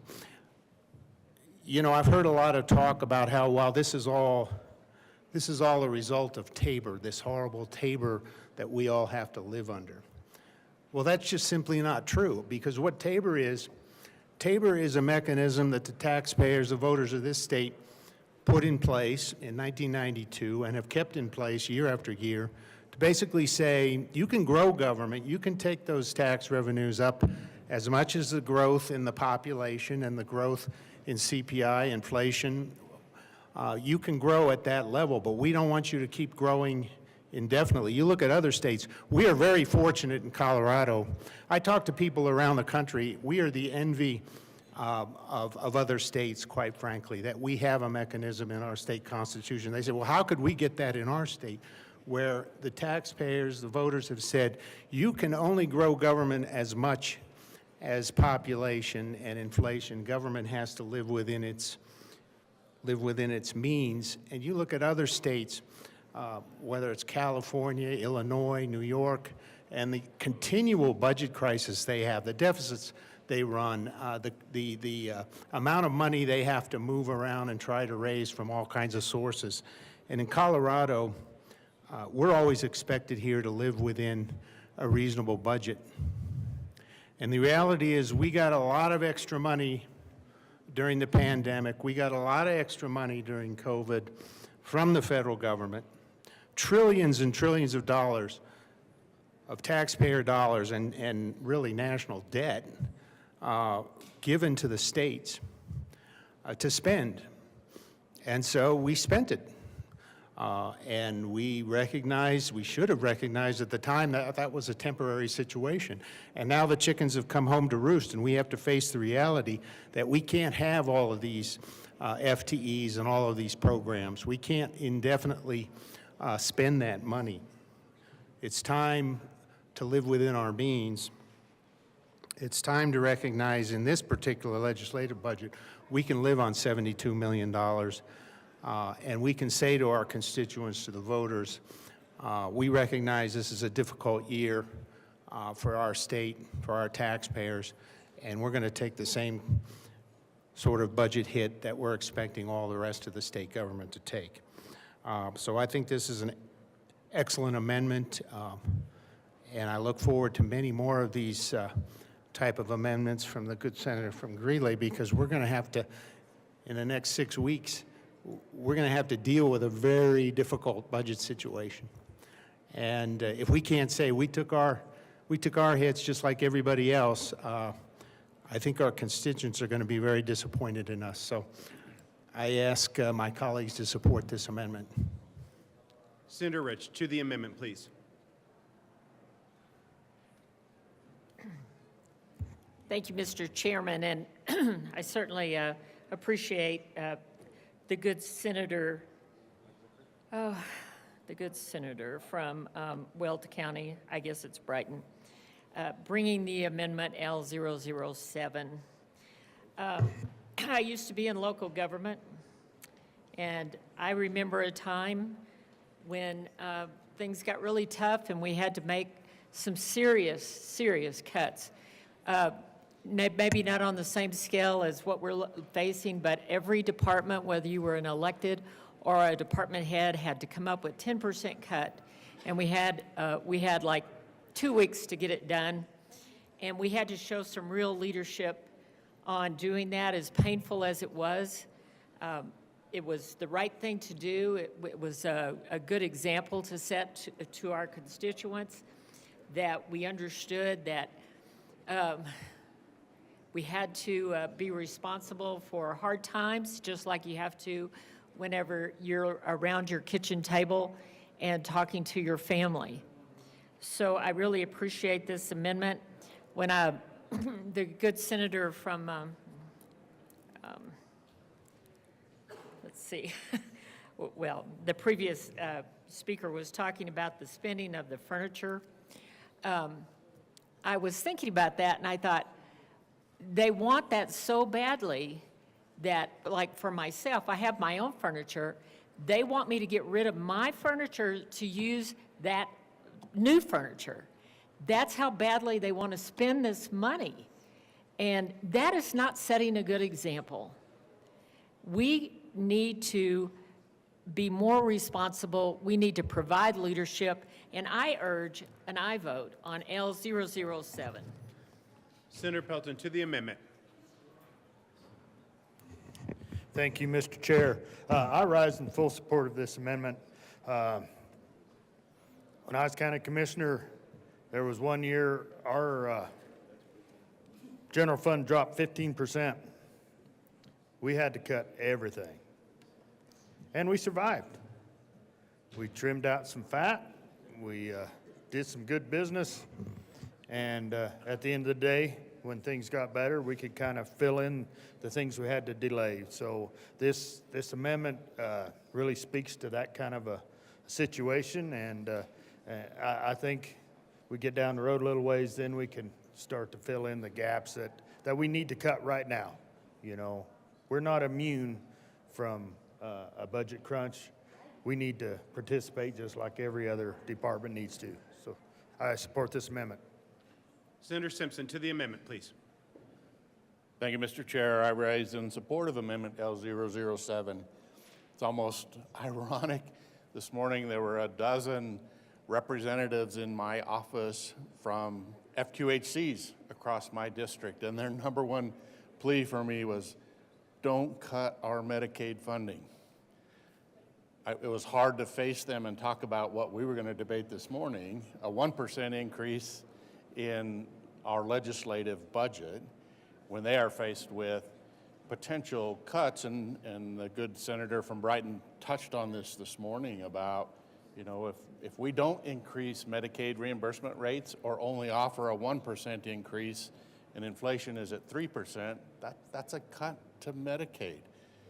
Those FQHCs in my district serve, you know, up to more than 35%, in some instances 40% of my constituents. And how they deal with having to reduce their services has great impact on my community.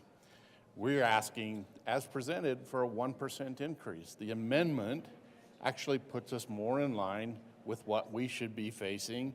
As I'll say, the proverbial free-range chickens have come home to roost. We have reached that point. These discussions are going to get intense over the next several weeks. This is like a prelude to what's about to come and the challenges we have about facing reality and limited growth in government and picking and choosing and setting priorities. This wouldn't rise to one of my top priorities for this year.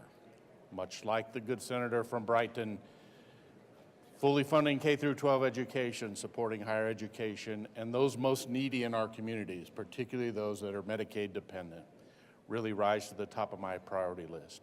It's with that, Mr. Chair, I offer my full support for Amendment L007. Thank you. Minority Leader Lundin to the amendment. Thank you very much, Mr. Chair. I rise in support of Amendment 7 to the Legislative Appropriations Bill. Colleagues, let me start by saying that the team, the nonpartisan staff, the folks that we fund with this money in part, it also pays our salaries and other things, but the team that does the work is the best among the 50 states and commonwealths in America. There is no better legislative team. Think about the folks who do our economic analysis, the folks who provide our legal support, the folks who, frankly, make this building, or at least the second floor of this building, function so well. They are unparalleled. So this isn't about a challenge for them. This is not about, we need to cut you because you're not quite getting it done. It's the opposite of that. They're brilliant, and I'm so grateful for them. This is about a conversation that falls directly on the shoulders of the legislators, 35 members of the Senate, 65 members of the House. We have a budget problem this year, and we're asking everyone in Colorado to be prepared to tighten their belts. We've got to tighten our belt first so that we have, and the phrase that I would use is the moral authority to make those very, very difficult requests. Now, I'm a step ahead of most of you. Since I serve on the executive committee, I have already cast an incredibly uncomfortable vote. I voted no on this budget writ large. In a small room, face to face, eyeball to eyeball, breath to breath, with the very people whose budget I'm seeking to cut. And yet, I think it falls to us to carry the mantle that you all are proud to have someone point at you and say, she's a leader. He's a leader. What do leaders do? They take the hit first. What do leaders do? When their team is taken care of, then they take care of themselves. We have to demonstrate moral authority over the budget and the incredibly difficult challenges we're going to ask so many people to take. We've got to take the cut first. That's what this amendment is. That's why I support this amendment. And it's not a meat cleaver amendment. It's a scalpel amendment. It says, let's make this small, appropriately sized, although painful. Whenever you get cut, it hurts. Let's make this scalpel-like cut. Let's demonstrate leadership. Let's start by supporting amendment number 7. Colleagues, I encourage you to think about it seriously. Join in the effort to demonstrate leadership in a bold way that no one can deny. Thank you, Mr. Chair. Mr. President, to the amendment. Thank you very much, Mr. Chair, and thank you to the good senator from Brighton for her amendment and also for sharing her amendments in advance. I really appreciate it. And I want to say thank you to the good senator from Monument as well, as we looked eyeball to eyeball, breath to breath. I feel uncomfortable saying that. As we had a vote in executive committee, members, if you happen to have access to the legislative department budget package and appropriations bill narrative on page 3, this has been referenced, but overall executive committee approved a 7.9% cut across the board to our departments, or overall across the board. When I look at L007, what concerns me is that the primary cut is to the legislative department. This is actually not specific to the legislative cash fund. And I appreciate the good senator's amendment, because if you look at it down the line, Ledge Council, State Auditor, OLLS, JBC, proposes a 5%, additional 5% cut across the board and reduces legislative appropriation by $3.5 million. So to be clear, I know there's conversations regarding the legislative cash fund, but this legislative department fund cut will significantly impact our lawyers, our drafters, folks who help us do our work every single day in this building. And to the point of some of the cuts that have already been made, just a couple to name. In our decision executive committee, we've already made cuts, employee salaries by $271,000, eliminated funding for special sessions, $475,000, reduced operating and travel budgets across the branch, $742,000, just to name a few in terms of some of those cuts that have been made. So again, L007 specifically talks to cuts to legislative department. We've made significant cuts already, and we want to make sure that, while I know, as it was said by the good senator from Monument, we really appreciate all the work that folks do in this building. This is not a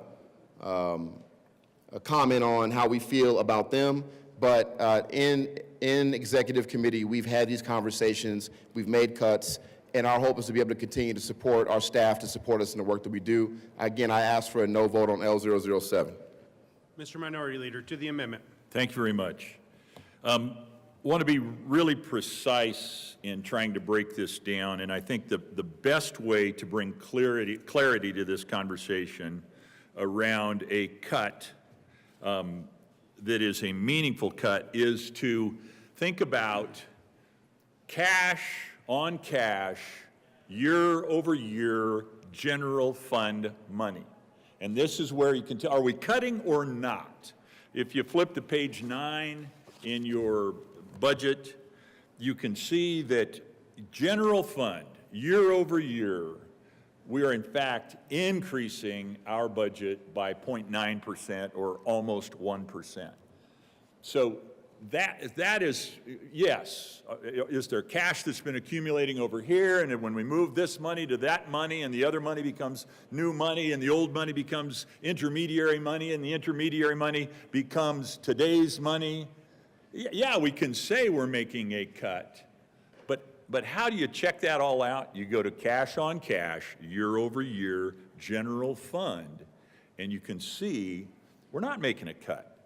And that's why this amendment is important, because that would move us into the space where we're actually making a cut. We're about, the amendment, I think, probably gives us to about a 2.5% cash cut, but we could work through the numbers of that. My point is, when you look at it with crystal clarity, you needed this amendment or something like it to actually demonstrate leadership that is a cut to general fund year over year.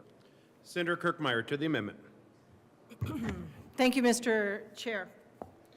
Well, members, I would just direct you to page 2 on your legislative budget package. And you'll notice in there where it talks about the net impact on the general fund includes a recommended transfer from the legislative department cash fund of $4.3 million. That $4.3 million, which they're trying to make it look like it's a cut, that $4.3 million is for furniture out of the legislative department cash fund. And then if you look on page 3, you'll see where the cuts are. Right? Because the good senator from Denver is correct. There are some decreases here, but there are cuts to, and look in the middle of the page, the long bill recommendations for the Blue Book and property tax study. It's done. That cut didn't hurt at all. It's over. We don't need to appropriate $2.4 million for that because we don't need to do that anymore. Oh, and then they're suspending the interim activities, so that's another $300,000. So there's no hurt there. We're not cutting FTE. In fact, we're increasing FTE. So now I want to direct you to page 9. And here's how you read a legislative budget. You look at the top of page 9, you look at the 24-25 appropriations. That is the amount of money that was appropriated for this current fiscal year. $74,527,093, of which $72,723,741 is general fund, ongoing general fund expenditures. And look all the way over to the right. I know that might be difficult for some, but look to the right. 450.4 FTE. Now go to the bottom. Go to the bottom of the page. And you see that in bold where it says total, it's the third line up, total fiscal year 25-26 request. General fund, $73,381,194. Now, I don't even need to figure out the math, and neither do you, because we put it right here in the budget request. It's right here on this page. That is a $657,453 increase from last year's appropriation. Increase from last year's appropriation of approximately 1%. And then go over and look at the FTE line. Do you see a decrease in FTE? Because I don't. We're going to go from 450.4, to 451.8. There was an amendment in appropriations, so it's actually going to be 451.5. That would be an increase of an FTE. We're not cutting any staff here. We're increasing. We are increasing. Now, I went to the legislative meeting, which I'll probably never ever be able to go back to again, because I was the only one who asked questions in a meeting that they thought was only going to take 15 minutes, took well over an hour. But gosh, the information I received there. We have a legislative department cash fund. It's not cash, people, it's general fund. We have a legislative department cash fund made up of general fund that we have not used in our appropriation year over year over year over year. In fact, since 2012, we have rolled over general fund money into a legislative department fund, $54 million bucks. Last year, when we had a general fund appropriation of $72.7 million, we did not spend $5.5 million of it. Last year, we appropriated almost $73 million last year to the legislative branch, and they didn't spend $5.5 million. So asking to reduce our budget by $3.5 million is not a sacrifice. It's not going to take away from us funding our legislative council staff. It's not going to take away from funding the Office of Legislative Legal Services. Because I divided this up in a proportional share. Whatever proportion of that $5.5 million each of these offices didn't use last year is the same proportion that they will take of a $3.5 million cut, a decrease in our budget. They didn't spend money last year that they were appropriated. So there is no sacrifice here. There is no we're going to have to lay anybody off here. There is no, gosh, we won't be able to get the things done that we need to have done in our legislative branch. Not accurate. You need to look at the budget document on page 9. Tells you exactly what's going on. A 1% increase. A 1% increase to a budgeted amount that we didn't need, what, 5.5 of 72, 73 million? What is that, about 6%? That we didn't need 6% of last year. This $3.5 million decrease in our budget for the legislative branch effectively becomes a 4% decrease overall. At a time when we are in a structural deficit. This isn't a tighten your belt kind of year. We have known about the structural deficit. Certainly the Joint Budget Committee, not the one I was on, but in 2021, my first year, was told in March of 2021, we were in a structural deficit and it was getting worse. We need to stop overspending. And $3.5 million, it's what I need for early intervention. It's what we need for those kids that have severe disabilities, that the governor's office of early childhood decided to try and cut their contracts before the end of the year and affect their resources and their services. $3.5 million bucks. This is not a sacrifice. This is us demonstrating a moral decision. We didn't need it last year. We don't need it this coming year. In fact, we didn't need it the year before, or the year before, or the year before, all the way back to 2012. We didn't need it. We don't need it in the capital renovation fund. We don't need to be spending for capital renovation when we budget for capital renovation. This is not a sacrifice. I urge an aye vote on Amendment 7, and I ask for a division. I'm sorry. Didn't know you were going to speak again. Mr. President, to the amendment.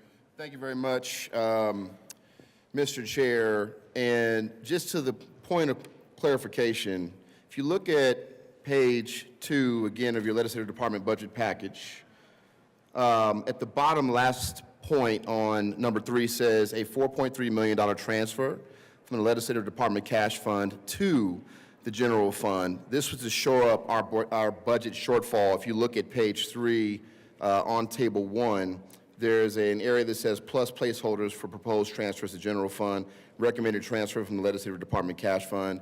I just wanted to clarify in speaking with staff, that is not for furniture. And I renew my motion for a no vote on this amendment. Seeing no further discussion, a division has been requested.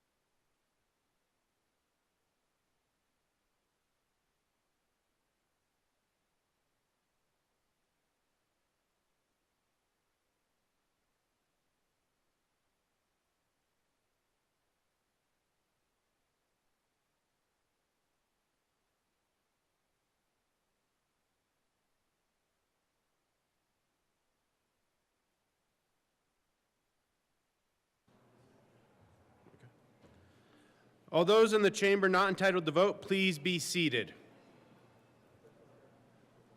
Okay.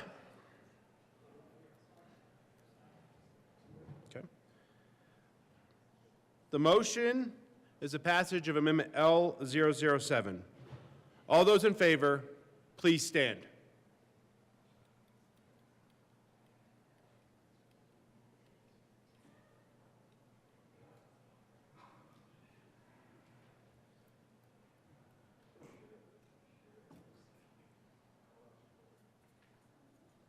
Thank you. Please be seated. All those opposed, please stand.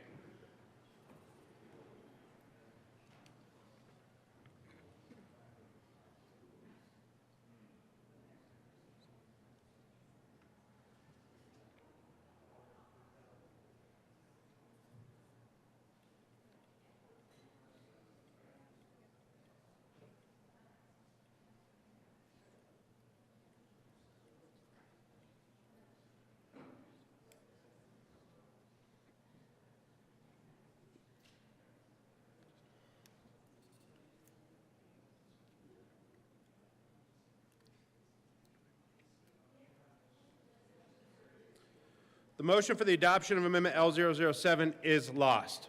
To the bill. Senator Kirkmeyer. Thank you, Mr. Chair. I have an amendment at the There's an amendment. Department Cash Fund. This amendment would transfer of the $22 million, that would be $22 million that is sitting in that cash fund, that it would transfer $21.6 million approximately. Oh, thank you. We've had a total of $54 million come into this fund that, quite frankly, when I was in the legislative committee, pretty much nobody really knew about. Now, I'm not saying nobody knows about it or that they haven't seen it, but I will tell you, as a member of the Joint Budget Committee, I didn't know we had this legislative department cash fund. That was all general fund money. In fact, I could probably tell you of the over 1,000 cash funds that we have and how much general fund they have in those cash funds. But I will tell you, when I'm sitting there and I'm asking a pretty direct question about, is there general fund? Where does that cash fund come from? Is that general fund? Does it originate from there? And I have to wait 3 minutes before I get a response that basically tells me, yes, it's all general fund. So what we do is, this year, apparently, we're going to appropriate to the legislative branch $73.4 million. And whatever they don't spend of that $73.4 million is going to go and roll right on into a legislative department fund. So again, all general fund money. It's going to roll into this fund, and it's going to just sit there because there's projected to be a remaining balance of $11.6 million. And maybe you're asking, so of the $22 million or so that's in this fund, what are they going to spend it all on? Well, there's stuff like the legislative appropriations bill, proposed transfer to the general fund. That's great. We should be transferring all of it, as this amendment says. Here's the real topper. $4 million for annex furniture, top range of estimates. We think we need to spend $4 million on furniture in a year when we have a structural deficit. In a year where the governor's proposed budget cut $3 million from rural health care, is cutting a total of $57 million from Medicaid, the governor's budget request. $57 million for Medicaid. It's not the federal government that's cutting Medicaid. It's Colorado state government that's looking to cut Medicaid. That is directly to providers. In a year, when we get a budget request from the governor that cuts $3 million from core services and child welfare, that would be for kids who are neglected and abused. In a year where we are $23.5 million short for those same children in child welfare to provide services for kids that are neglected and abused. In a year where we are $24 million short to provide for child care for low-income families.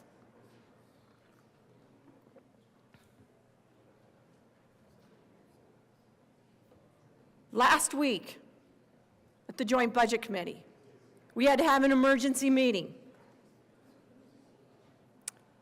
because the governor's office of the Department of Early Childhood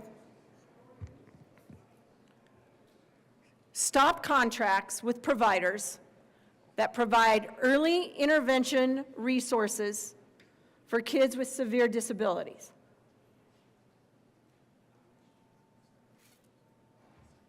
It was about a $3 million cut, $3 to $4 million cut. Yet over in the legislative branch, we put in our budget to fund $4 million worth of furniture. There's no reason, there's absolutely no reason that we should be sitting on $22 million of general fund money in a fund balance, that we're expecting to spend $4 million for furniture, when we are looking at making cuts to Medicaid, making cuts towards neglected and abused kids, childcare for low-income families, children with severe disabilities, and that's just the top of the list. There is no reason why we need $4 million of new furniture. There's absolutely no reason why we should be saying that we need this legislative cash fund for capital renovations. We budget to the capital renovation fund.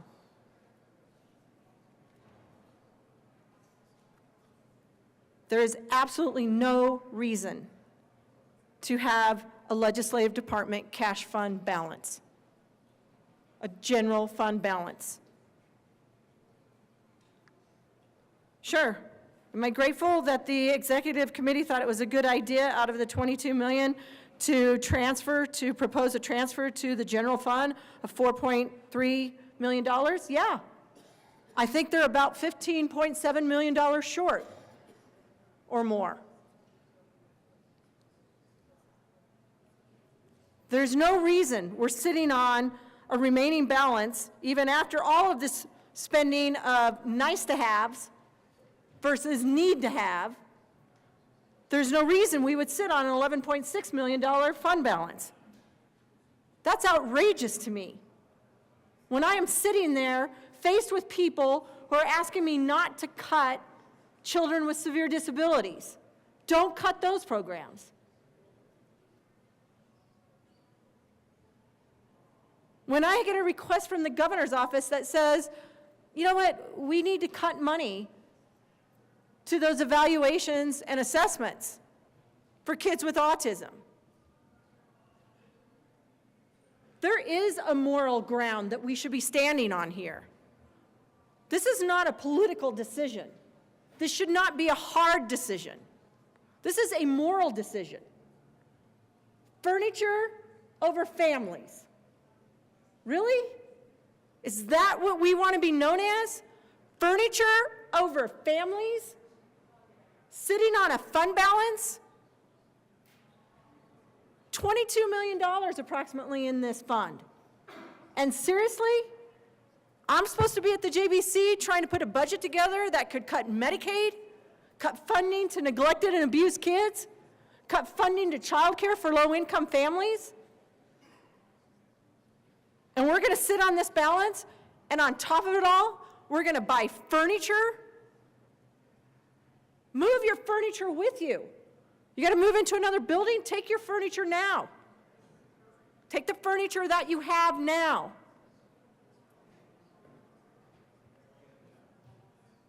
We don't need new furniture. That is wasteful in my mind. When I am sitting there looking at having to make cuts to people with disabilities. You know, I know you're not getting all these emails, but I'm certainly getting them all, and I think my JBC colleagues are getting them as well. I probably got 350 emails over the weekend, and I would say half of them had pictures in them of children whose services were going to be cut. It's heartbreaking. And we're going to buy furniture?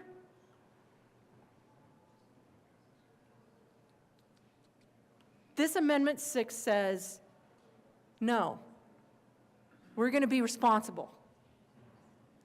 We're going to put those kids over somebody's need for new furniture.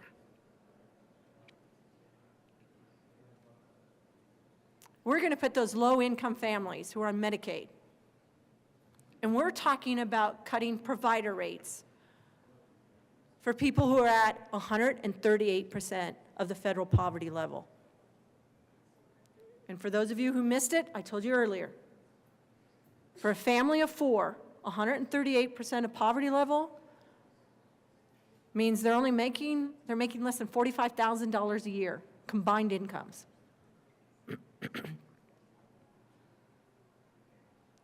This should be an easy one for us. I hope it's an easy one for us. This is, you know what, maybe you need to do a gut check. We're doing gut checks every day at the Joint Budget Committee. This body needs to do a gut check. What is your priority? Is it furniture? Or is it those kids? Or is it those people who need to get those medical and behavior health services that are on Medicaid? I'm not talking about the expanded population in Medicaid either. I'm talking about the poorest of the poor in our state. Seriously, do we think we should be buying new furniture? We need to start thinking what parents and families are thinking when they're looking at their budgets, when they're looking at their paychecks and trying to figure out, how am I going to take my kid to the dentist? How am I going to get those services for my child and take them to the doctor? How do I get my daughter or son to the speech pathologist? They don't turn around and say, Guy, hey, let's go buy a new dining room table. That's not what hardworking families do. They don't have the money to take their kid to medical or behavioral health services that they need for their child. They don't say, oh, well, I think I'll go buy new living room furniture. They don't do that. We should not either. We need to be thinking the same way our constituents are thinking when they're putting together their budgets. We've increased expenditures. We, here at the General Assembly, we've increased to the point where we're unaffordable in this state. Fees, additional taxes, insurance, health insurance went up by 5 to 7%. Property taxes, because of things that started here, went up. Homeowners insurance goes up. Everything has gone up. The cost of living has increased substantially. Yet, I guess we think it's time to go buy new furniture. We don't need new furniture. We don't need to have a legislative cash fund that it's hard for us unless we go digging. And I'm on the Joint Budget Committee, and I had to go dig for this. Unless we go digging, we know how these funds are being spent. It's gut check time. It's time for you to say, we're going to put the people of the state of Colorado first. We're going to put kids who are neglected and abused, we're going to put them first. They're in child welfare services, not at any fault of their own. We're going to make sure that low-income families, that yeah, we can at least try to serve 10% of the people who are eligible for child care, for CCAP, and not cut it. We're going to try and fund them so that low-income families who are going out, trying to make a decent living, trying not to just survive, but to thrive in this state, know that they have a safe location for their child to be in child care.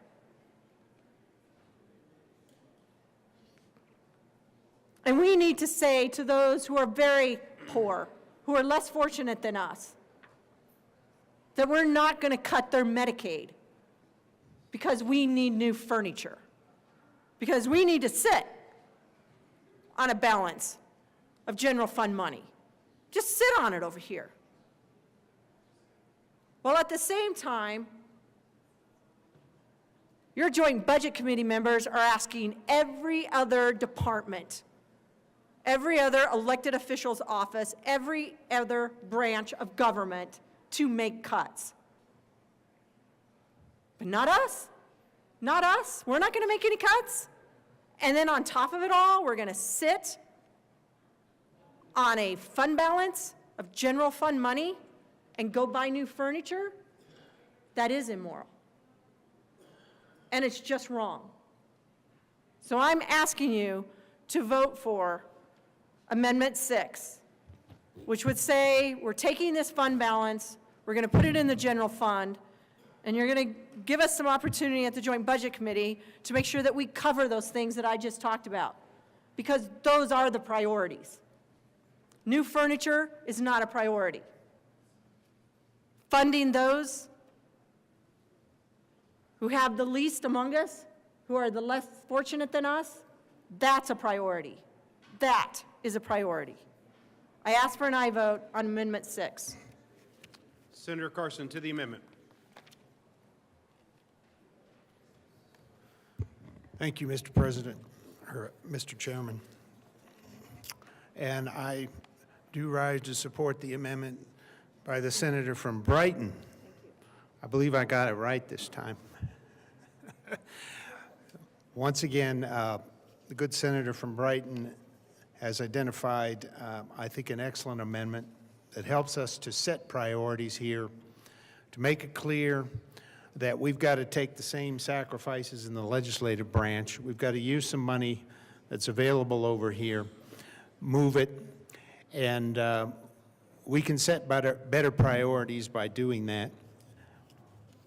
It's going to be very difficult for all of us later this year to stand in front of constituents who are looking at 6-7% cuts, and we haven't done much of anything in the legislative branch.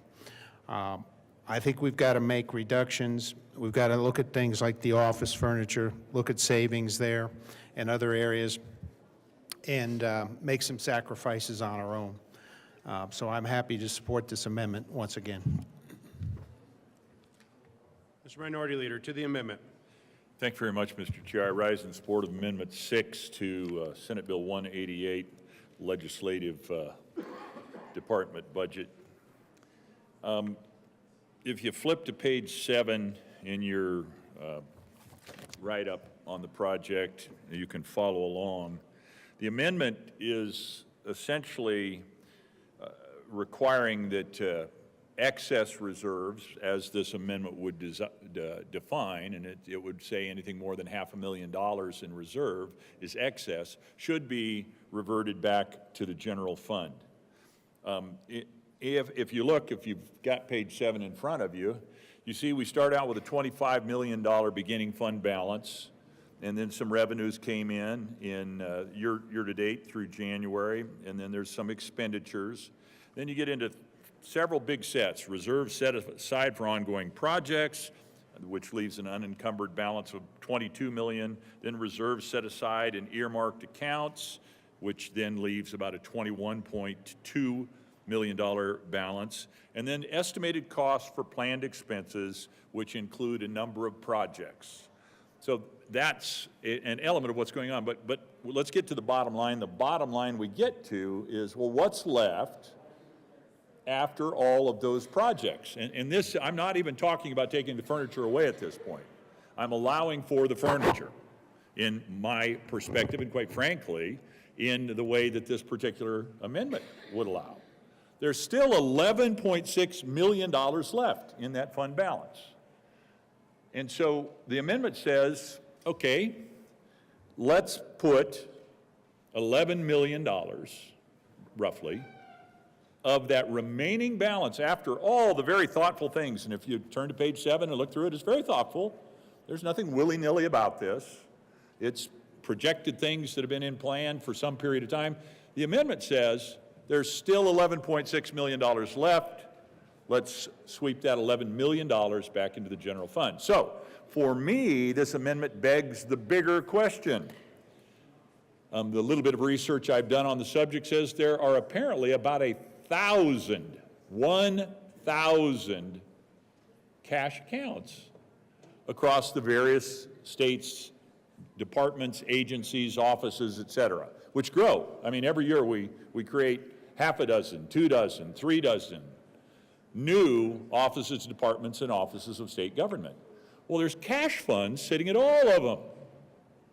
Well, if there's $11 million, $11.6 million of additional cash funds sitting in each one of those, then we should take this amendment and not only attach it to Senate Bill 188, we ought to attach it to the long bill and sweep all of those funds, because the state of Colorado, in its desire to be responsible, has a 15% reserve out there, billions of dollars in reserve that we're holding in our effort to be responsible.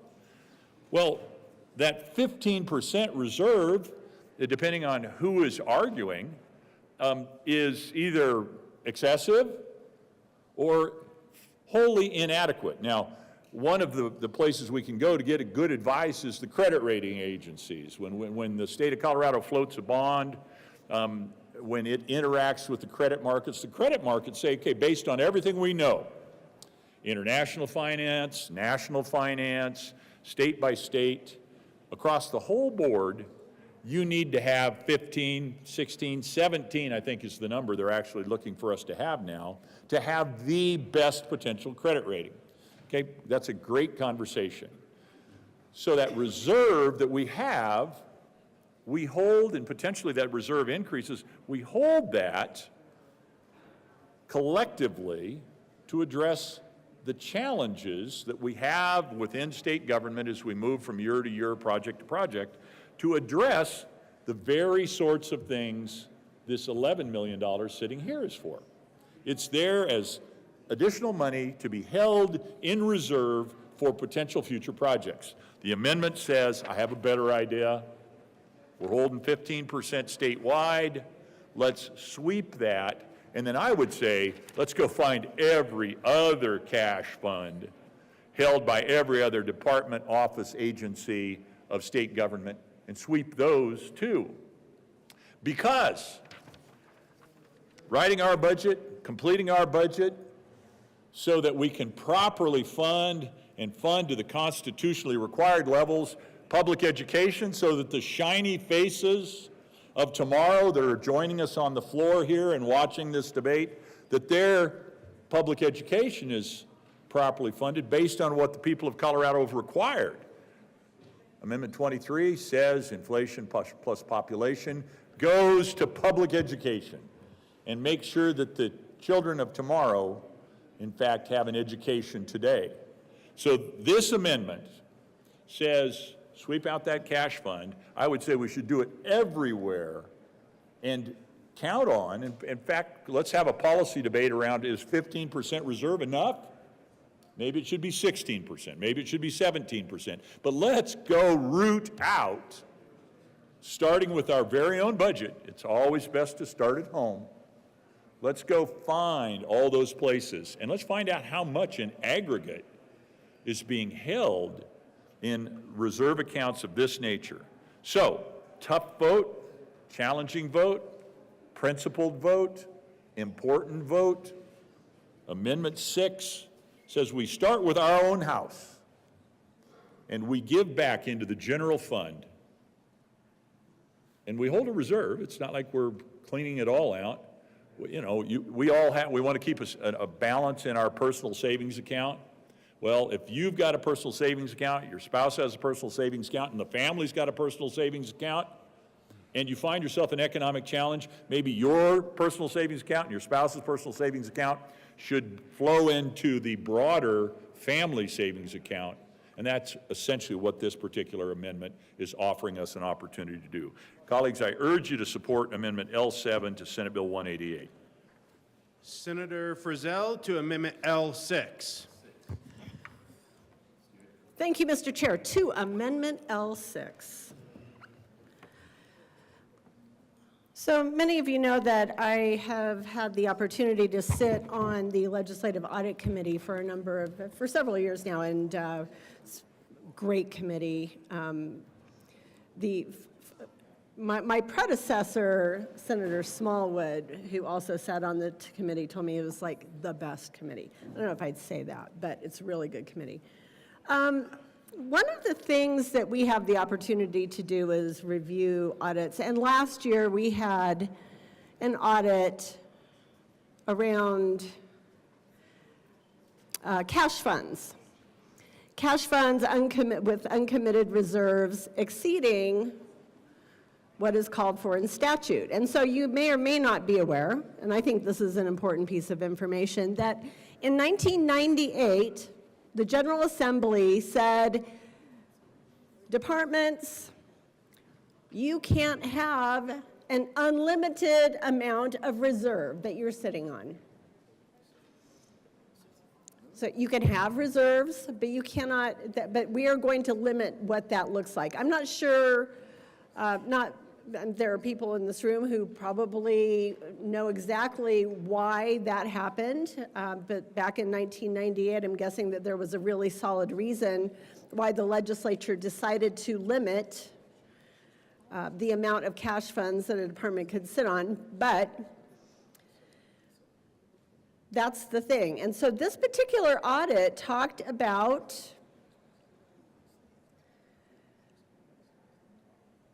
I think there were 11 state departments that have been exceeding, sometimes for years and years. There is one department, Department of Public Health and Environment, that has 16 years where they have not been compliant with one of their cash funds. They have many, many.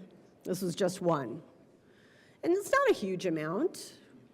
But when you add up department after department sitting on cash funds that they're really not supposed to be sitting on, the total was, sorry, I'm looking for the final amount. I believe it was in the 25.4 million. So 11 departments, 19 total cash funds had excess uncommitted reserves totaling approximately $25.4 million.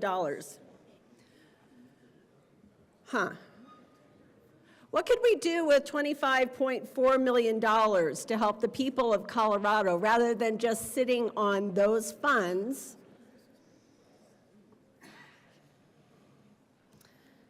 I can think of a few things, and I'm guessing the people who have been sending me email after email after email, I'm thinking that they can think of some really good ways for us to spend that money to benefit the people of Colorado, which is what we're supposed to be doing here. We should be prioritizing the people of Colorado, certainly over furniture.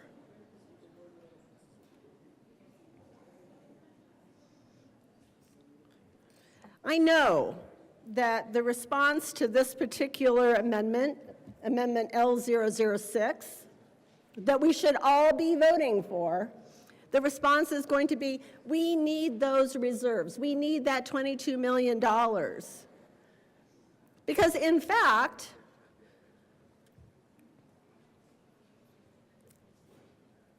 the maximum reserve for the Department of the Legislature is close to $30 million. I believe that that's the number that I was given. And we didn't hit that. So the Department of the Legislature did not make this list of 11 departments and 9 cash funds. The uncommitted cash reserve was only about $12 million. They didn't have to get a waiver from the Joint Budget Committee. They were able to just kind of continue business as usual, rolling excess funds into the cash fund. I would argue, members, I would argue, and I hope you will think about this, that we are at a point where sitting on a cash fund is not the best way to use taxpayer dollars, because after all, that's whose money this is, right? Just to remind us all, whose money is it? It's not my money. It's not your money. This is money that belongs rightfully to the citizens of the state of Colorado, who we were sent here to serve. This is making sure that those who are most at risk in our state have what they need. Those little kids, those kiddos who didn't pick to be born with and an intellectual or developmental disability. They didn't pick that. They didn't choose that. They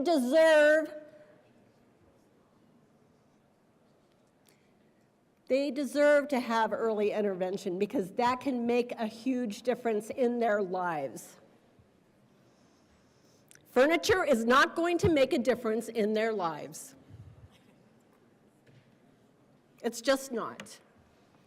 They don't care if Lisa Frizzell has a spanking new desk. And candidly, I don't either. Keep your desk.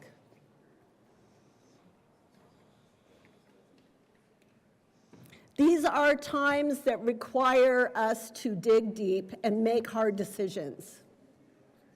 That's why we're here. That's why we were sent here. We were sent here to make hard decisions and to serve. Members, let's break the piggy bank for the Department of the Legislature and give the money where it needs to be spent. I urge an aye vote on L006. Thank you. Mr. President, to the amendment. Thank you very much, Mr. Chair. Members, want to direct you, and I think you've already been looking at page 7, Table 2, Legislative Department Cash Fund balance of the book we've been discussing this morning. A couple of things. I want to say that as you look at the overall funding balance, you'll see reserves set aside for ongoing projects. You'll see the unencumbered fund balance, reserves set aside in earmarked accounts. But then you'll see the area that I think is the point of contention, and that is the unreserved fund balance and what we are looking to spend that money with, as well as the remaining balance. What I will say is that when you look at the estimated cost for planned expenses, these are estimates and these are not line items. I think that's really important to understand. I've been advised that transferring back more than what we've planned is a potential long bill discussion, and I will commit that I am open to having that conversation. I will also say, too, that I'm open to continuing the conversation on the funding being transferred. In addition to that, to be clear, when you look at these planned expenses, these estimated costs for planned expenses, this is money for the furniture that we've been talking about. Is not an appropriation in this bill. Again, these are proposals, these are not appropriations. So we're talking about two things. One was furniture that I've addressed. That's not an appropriation in this bill. Two is something that I think is really important for us to discuss, which is what this cash fund is ultimately about. So this amendment specifically reduces the cash fund to $500,000. And I would say that as we look at this cash fund, what it is funded over time. It is funded renovations in the Senate chamber, which include the flooring and cleaning under the floors, also making our chamber more ADA accessible, which, quite frankly, given all of the, God bless you, given all of the changes that have already been made, I think that we have room for significant improvements in ADA compliance. Also, funding is being used for technology purchases for senators, signage, upgrading video equipment in our chamber, studies and services to address workplace relations, needs for the Colorado Channel, the expenditures authorized by the Capitol Building Advisory Committee. And I want to specifically point out a COVID response. House Bill 2013-45 diverted $1.2 million of the fiscal year 2019-20 reversion away from the cash fund into the general fund to address the budget shortfall during the pandemic, and I know we've already touched on that. So just to reiterate, this estimated cost for planned expenses is not an appropriation, it's a proposal. We're not voting on $4 million going towards furniture today, number one. Number two, we cannot accept this amendment because of the amount that it reduces our cash fund to in case we do need funds, which is why we have this legislative cash fund for many of the important things that were just mentioned. And then the last thing I'll share again is just my commitment. I really appreciate this amendment from the good senator from Brighton, and that we do need to look at, again, the remaining balance that we have here, this $11.6 million, and whether or not we can revert some of those funds back to the general fund in a time when we genuinely need those resources for everybody here in the state of Colorado. But this reducing the cash fund down to $500,000, I would ask a no vote. Senator Kirkmeyer to the amendment. Thank you, Mr. Chair, and I would just direct everybody back to page 7. It's $22,066,000 in an unencumbered fund balance.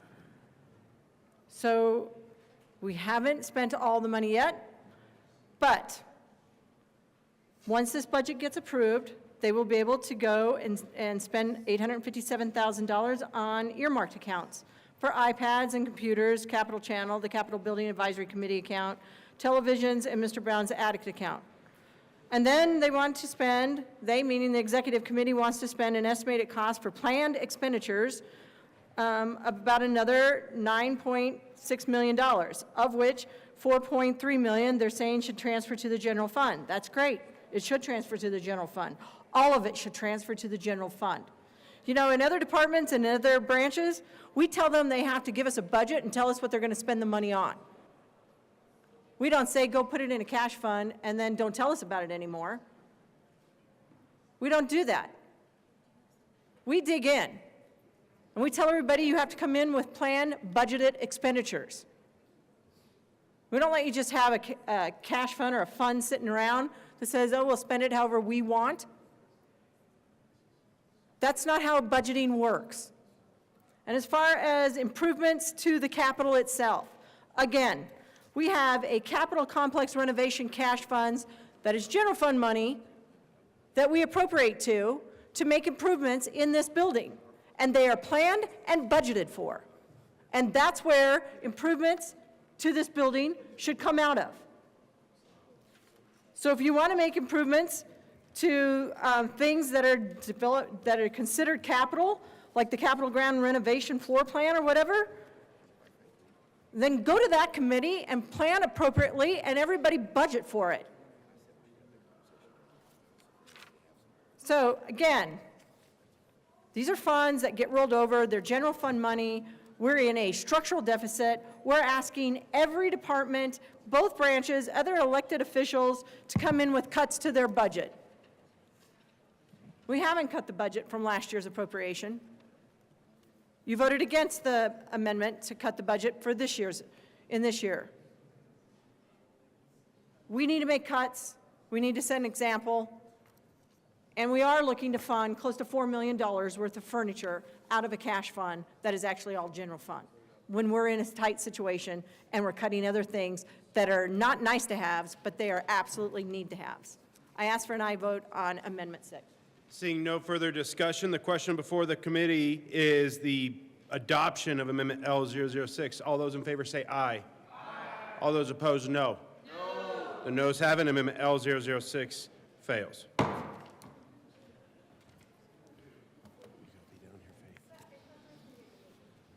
Senator Kirkmeyer.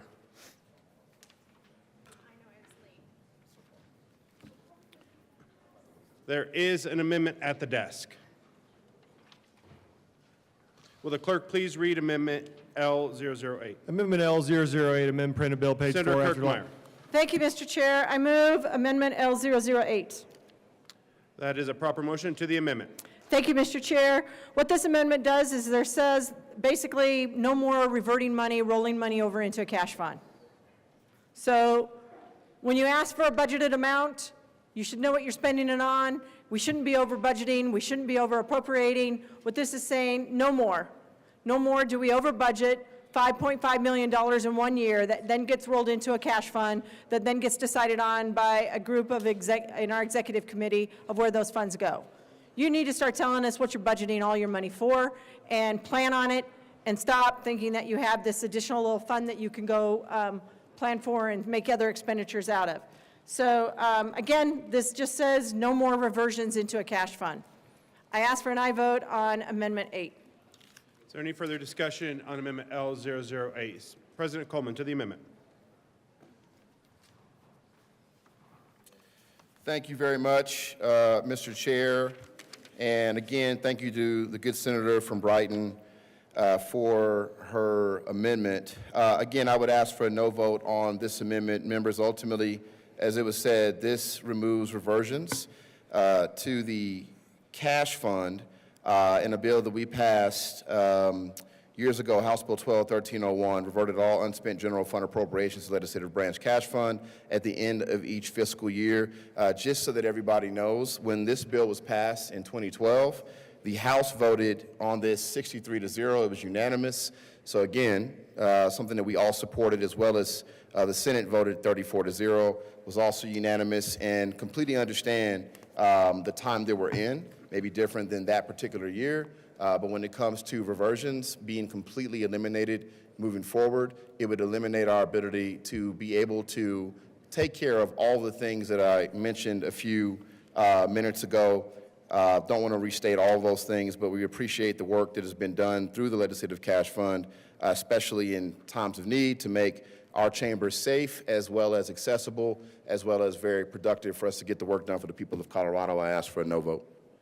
Seeing no further discussion, the motion is the passage of Amendment L008. All those in favor say aye. Aye.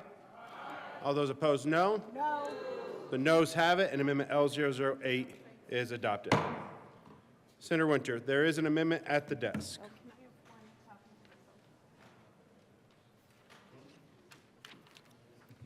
Thank you, Mr. Chair. I move L011. One sec, Senator Winter, please.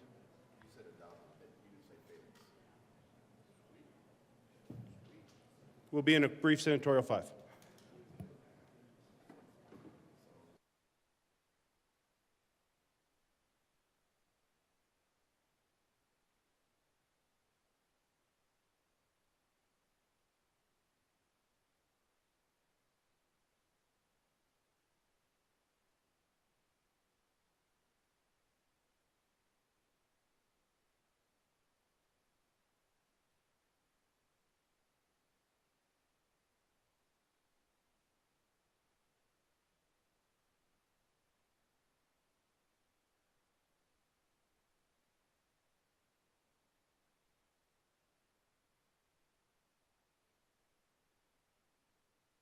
Committee will come back to order.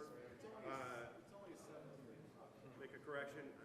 On Amendment L008, we said that the noes have it. Amendment L008 fails, for the record. Will the clerk please read Amendment L011? Amendment L011, amend printed bill, page 4, after. Thank you, Mr. Chair. I move Amendment L011 to Senate Bill 188. That is a proper motion to the amendment. Thank you, Mr. Chair. This is a reduction of $1 million from the Legislative Department cash fund to the general fund. And you might be asking where this number came from, and doing a little bit of research. Essentially, this is the cost of 35 offices of furniture. So this is the 35 of us saying, we don't need new furniture. We are serving the people. We are protecting teachers and Medicaid to the best of our ability, but this also isn't completely draining the cash fund on what we might need for security purpose, accessibility purpose. We're making sure we're protecting our staff who are moving office, which is going to be a Herculean effort. They are all professionals. They work incredibly hard to make our ideas and our constituents' ideas actually come to fruition on bill paper and make a difference. And so this keeps them whole. It respects the work that they do. And this is the 35 of us saying we don't need new furniture. And I encourage yes vote. Mr. President, to the amendment. Thank you very much, Mr. Chair, and thank you to the good senator from Westminster. Members, I really appreciate this amendment. I'm asking for a yes vote on L11. I really am grateful for the conversation that we've had today. I think it is a challenge for all of us to ask for funding for anything outside of what we believe is going to be a benefit to the public. And so we've had that conversation regarding the folks in the state of Colorado. I would support this amendment because personally I don't necessarily need new furniture. I think there's a lot of things that we don't necessarily have in the building in order maybe to do our jobs more effectively. But when it comes to the 35 members, this is one of the things that I think we can accept. I am especially concerned about making sure that we have the funding for staff and folks that are moving potentially across the street where there is no furniture. As we're talking about all of us coming into the building, I think it's important that we acknowledge others and the importance of what they need before ours so we can focus on, they can focus on supporting us in our work. So I ask for an aye vote on L11. Senator Kirkmeyer to the amendment. Thank you, Mr. Chair. Well, it's a nice first start, but it still means that we're buying $3 million of furniture. And first of all, I'm not slated to get new furniture.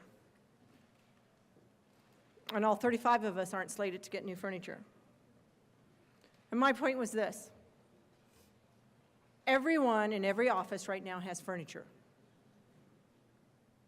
Everybody. I don't know why anyone needs new furniture. And if you want to use money in a fund balance for technology infrastructure, iPads, commuter refresh, Capitol ground floor stuff, displaying the Colorado Constitution in the Capitol, Mr. Brown's attic account, TVs for special session account, which we're not going to have special sessions apparently if you look at 199, Capitol Building Advisory Committee account, Capitol Channel account, more iPads. If you want money for that, then you should budget for it. And you should have asked for it in your legislative budget. So I'm just going to go right back to where I was before. We have a governor's request to cut $3 million from rural health care when we are in a state that has health care deserts, maternal health care deserts in 25 counties. We had a governor's budget request to cut $3 million from kids who are neglected and abused. And we know we are $23.5 million short in our funding for kids who are neglected and abused. We are $24 million short in our child care program for low-income families. $24 million short. The greatest barrier for people to be able to go to work is child care. It's child care. We're short. We are talking about in the early preschool program, because what I think is poor management, but there's been discussions at the JBC to cut the number of hours for the preschool program from 15 down to 10. I told you about the emergency meeting we had last week, where we are anywhere from $3 to $4 million short in this current fiscal year, and the governor's Office of Early Childhood cut services, cut contracts, ended contracts to providers for early intervention programs that serve severely disabled people, children. And yesterday, we had a request from the governor's office in his budget request to cut $57 million of total funds, which included $13 million of general fund, to Medicaid providers. So that's to people who are at 138% of the federal poverty level.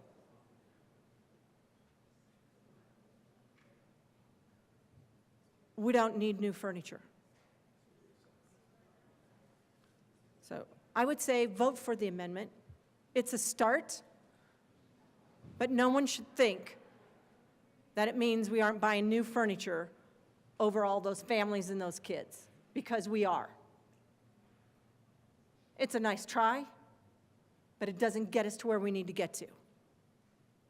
We are still putting families, we are still putting furniture over families. So this equates to me, I'm just going to give you my analogy. You got parents trying to figure out their budget and how they're going to fund taking their kids to the eye doctor or to the dentist. And they've got 2 kids. And they're saying, well, we'll make sure and get 1 kid to the eye doctor or to the dentist, but then we're still going to go buy living room furniture.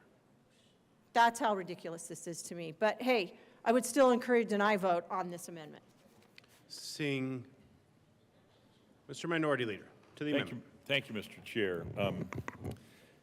Frequently in informal conversation, I rise in support of Amendment L011, Amendment 11.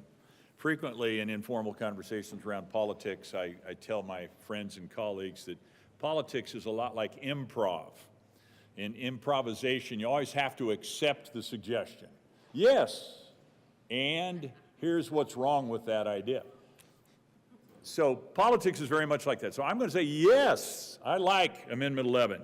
And it's semi-ironic in my mind that Amendment 11, if we ran it 11 times and added each one on top of the other, then I'd say that's what I've been talking about. That's what we need to be doing. We need to make an $11 million cut is what we need to be making. The amendment makes a $1 million cut. Now, I will tell you that I am being told in informal conversations that the crack staff, those people I was bragging on earlier, the folks who make the plans and run the nonpartisan operations, they're already figuring out how to turn that $4 million budget line item for furnishings into a $1.5 million budget. So the staff has already come up with 2.5 times this amendment, just doing their job well, which is what they do all the time. So I suggest acceptance of this, but then I think we probably, if we got to do this one amendment at a time, let's run it 11 more times and get to where we really responsibly should be. Now, the caution I would offer is this.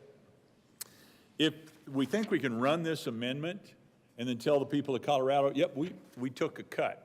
During the budget process, we actually made an additional cut. They will see through that in a New York minute. They know what's real and what's not. I mean, I'm grateful for this. I'll take it. But to think it addresses our budget problem in a meaningful way? Nah, that's not acceptable. So all in, yes, and if I get any head nods that we can run it 11 more times, I'll go ahead and have those 11 additional amendments drafted. But I support Amendment 11 and ask that we right-size it by multiplying it by 11 to make it a meaningful addition to the budget challenges we have. Thank you, Mr. Chair. Seeing no further discussion, the question before the body is the adoption of Amendment L011. All those in favor say aye. Aye. All opposed, no. The ayes have it, and Amendment L011 is adopted. To the bill. Senator Kirkmeyer. Thank you, There Mr. is an Chair. amendment at the desk. Will the clerk please read Amendment L010? Amendment L010, amend the Appropriations Committee report Senator dated. Kirkmeyer. Thank you, Mr. Chair. I move Amendment 10. That is a proper motion to the amendment. Senator Kirkmeyer to the amendment. Thank you, Mr. Chair. What this amendment does, and this is a situation, and this is why we're in the budget problem we're in now. I need you to go to page 60 of your book. You probably won't, but if you want to, you should go to page 60. R1. What R1 asked for in this budget is that they retain an FTE that was essentially funded one-time funding. When this FTE completed their work, they weren't supposed to be continuously appropriated, and they weren't supposed to continue on. This is the reason we're in the budget situation we're in, and we're in a structural deficit. Over the course of the last 6 years, and in particular over the course of the last 4 to 5, we funded things with one-time money, we funded them with federal funds, and we don't have those funds now.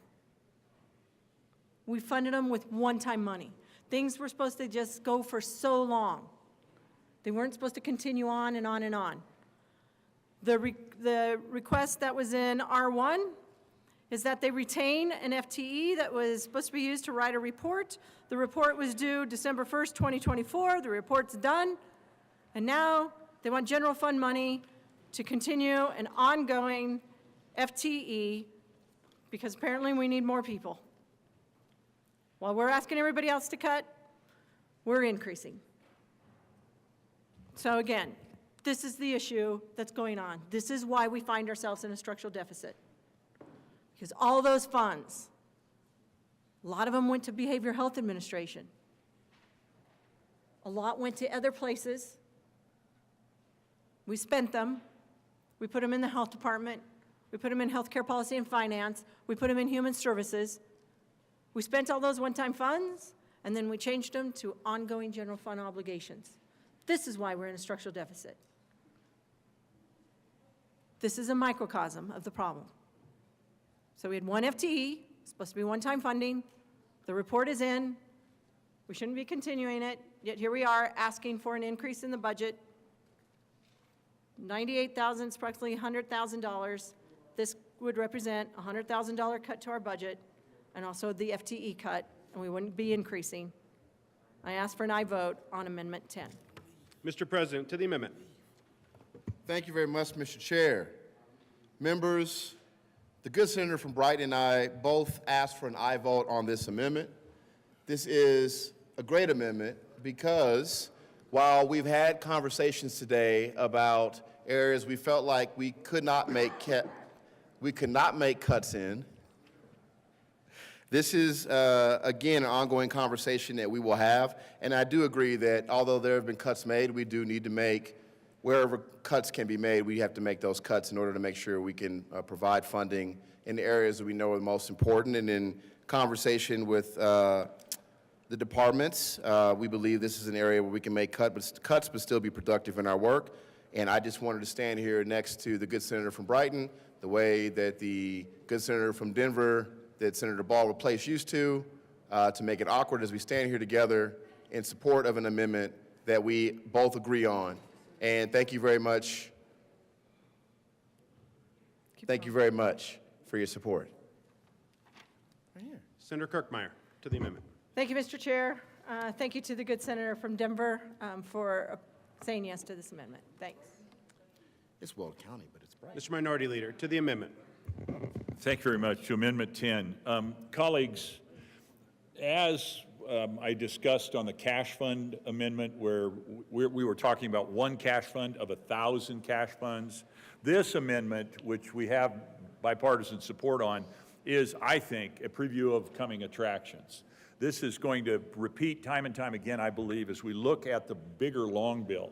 This is an individual that ended up, it's the money that supports an individual that came into place with one-time money, and then we went out and hired somebody. And I think we've done that over and over and over again in state government over the last number of years, where we made the mistake of using one-time money in a way that requires that it be two-time, three-time, four-time money. And this amendment cleans that up. I like the amendment. It's good. And we should do this every place we can find this repeated challenge when we get to the long bill debate. I urge your support for Amendment 10. Seeing no further discussion, the question before the body is the adoption of Amendment L010. All those in favor say aye. All those opposed, no. The ayes have it, and Amendment L010 is adopted. To the bill. The question before the body is the passage of Senate Bill 188. All those in favor say aye. All those opposed, no. The ayes have it. Amendment, Senate Bill 188 is adopted.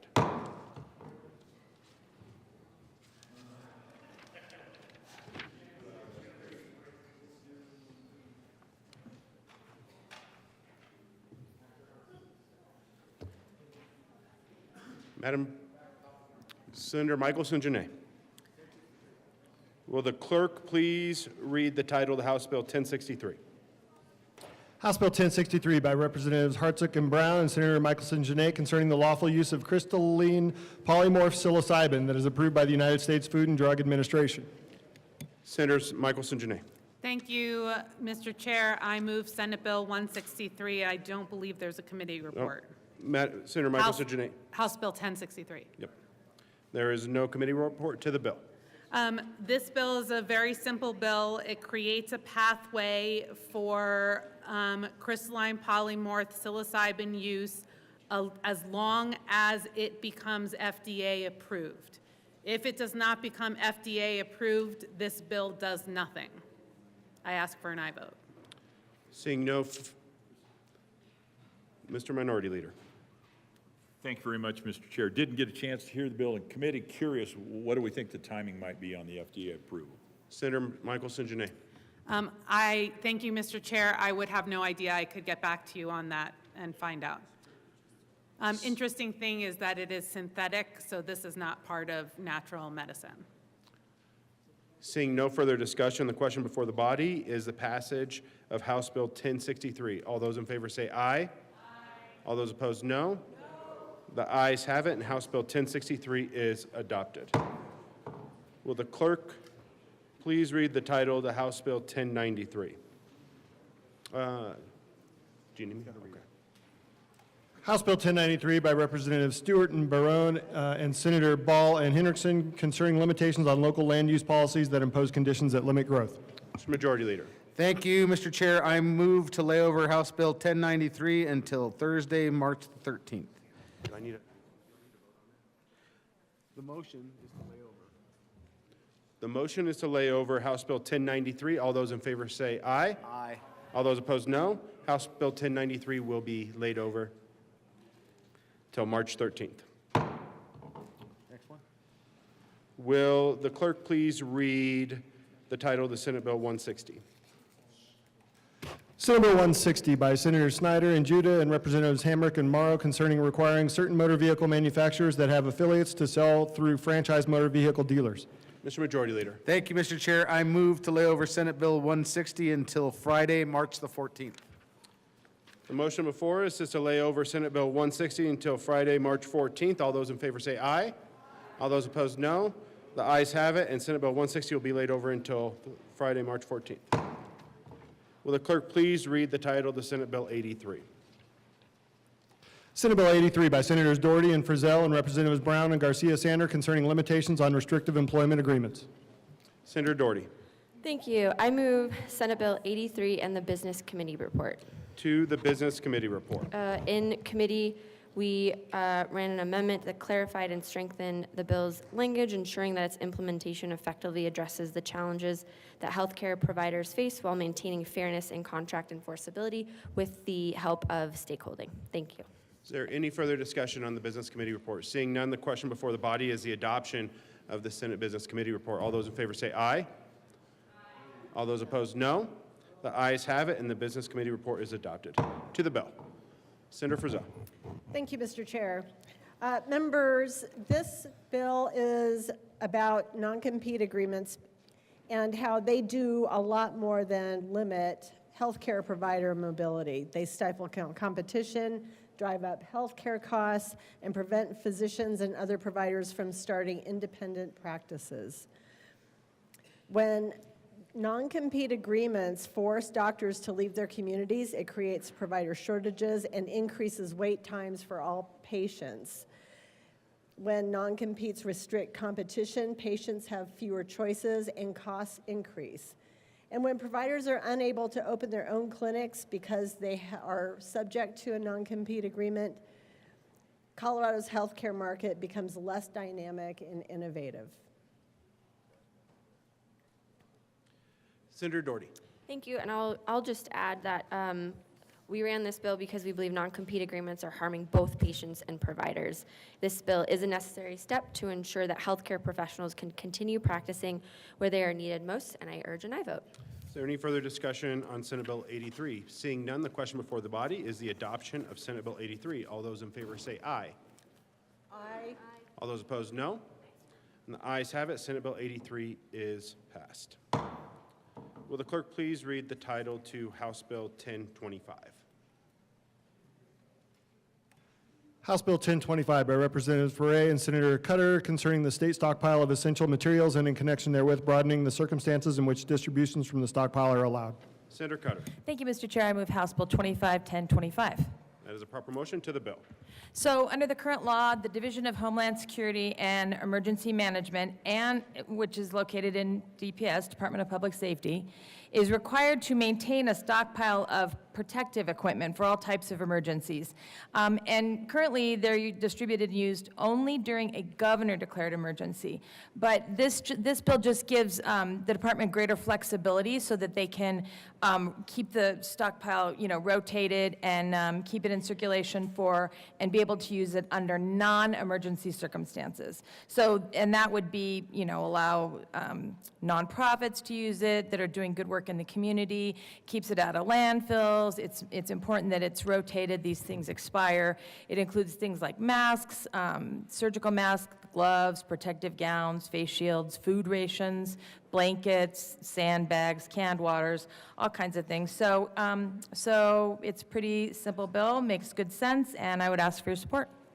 Any further discussion on House Bill 1025? Seeing none, the question before the body is the passage of House Bill 1025. All those in favor say aye. All those opposed, no. The ayes have it, and House Bill 1025 is passed. Will the clerk please read the title to Senate Bill 199? Senate Bill 199 by Senators Lundin and Rodriguez and Representatives McCluskey and Puglisi concerning suspending legislative interim activities. Mr. Majority Leader. Thank you, Madam Chair. Thank you, Mr. Chair. Whoa. Okay. I move to lay over Senate Bill 199 until tomorrow, March the 12th. The motion is to lay over Senate Bill 199 till tomorrow, March the 12th. All those in favor say aye. All those opposed, no. Senate Bill 199 will be laid over until tomorrow, March the 12th. Will the clerk please read the title to Senate Bill 81?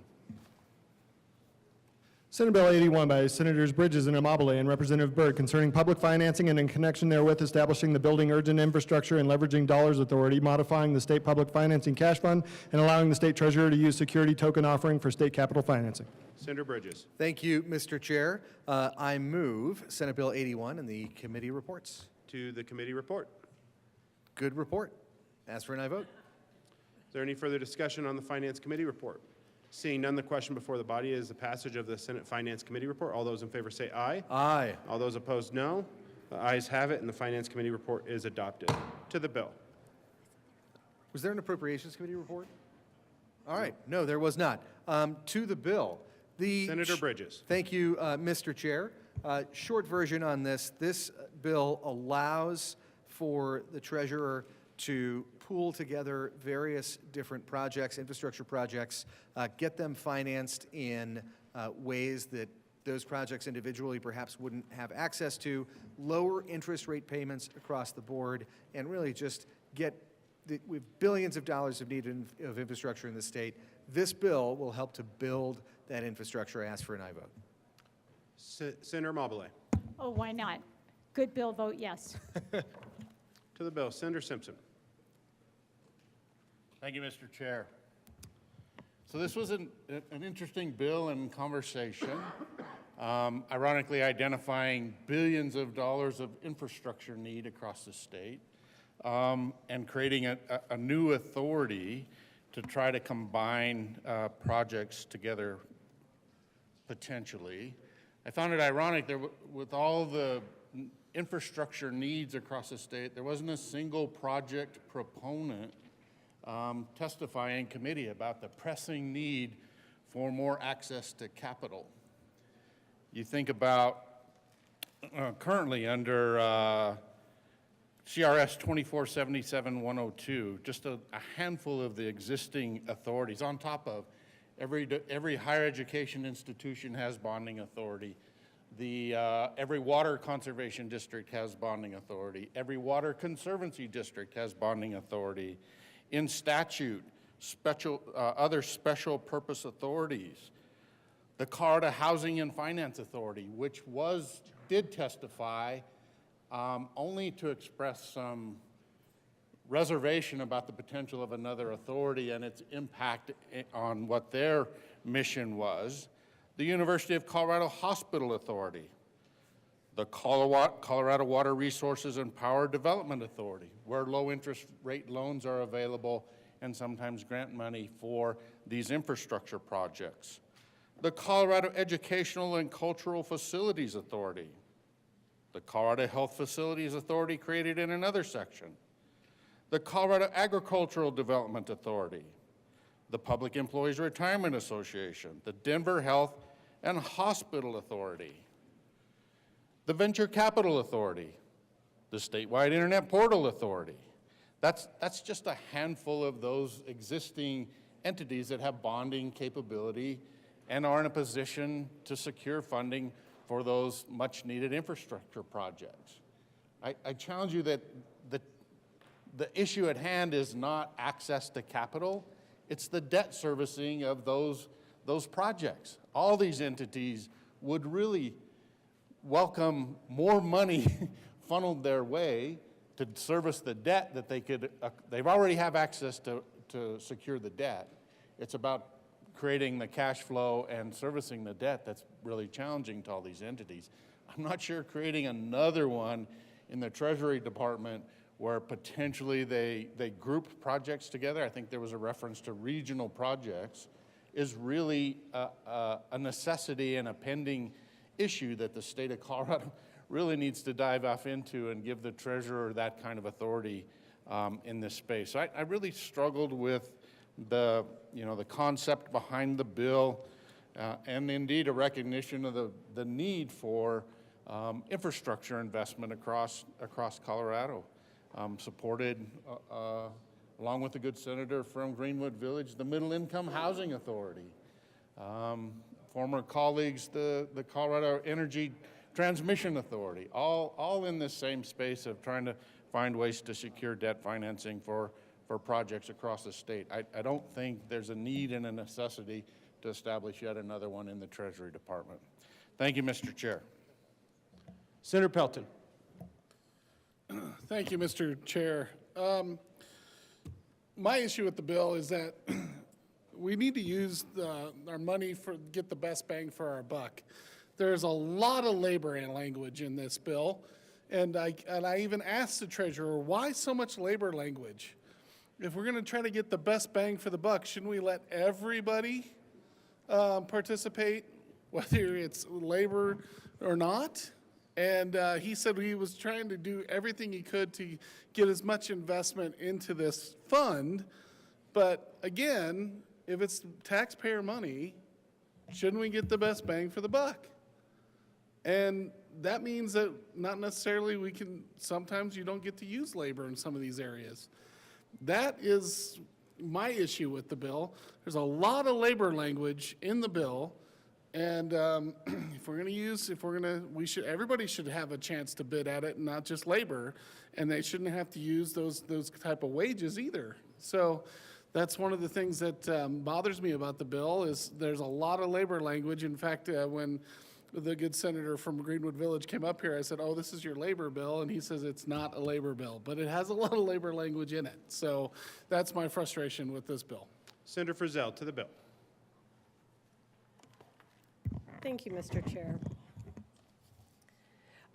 To my good colleague's point, on page 6 of the bill, it says, by prioritizing infrastructure projects with project labor agreements, prevailing wage requirements, and high labor standards that ensure fair compensation and retirement security, the state not only enhances the livelihood of its workers, but stimulates consumer spending, fosters financial stability, and drives long-term economic growth. That sounds awesome, doesn't it?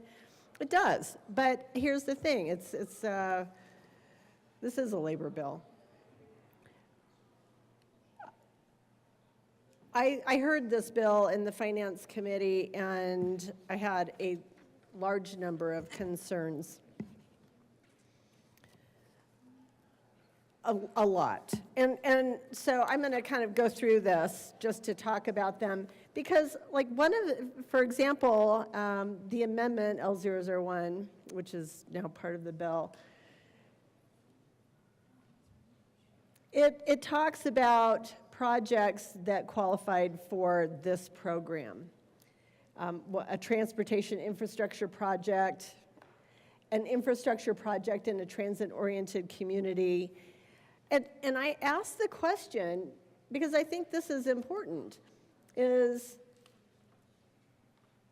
is this program available to only local government entities that are providing that infrastructure, or is it also available to others? And I was never really clear on that, because if we're talking about the way the bill was portrayed as, this is a great bill because it's going to fulfill a need, that we have, our smaller local governments all around the state of Colorado, whether it's La Junta or Trinidad or Castle Rock or any small town in Colorado, they have infrastructure needs, and they're not always able to finance those infrastructure needs. And so this is a way to help them get across the finish line, because you can bundle these projects and then attract investors who will give you a lower interest rate, which is great. If you're a local government, you always want lower interest rates. But here's the thing. There's a lot of strings attached to that money. A lot. Like stipulating union labor as part of the project. I had very big concerns about the makeup of this board that figures out who gets awarded these projects, the funding for these projects, who actually qualifies, because that's kind of unclear, and it's also quite biased.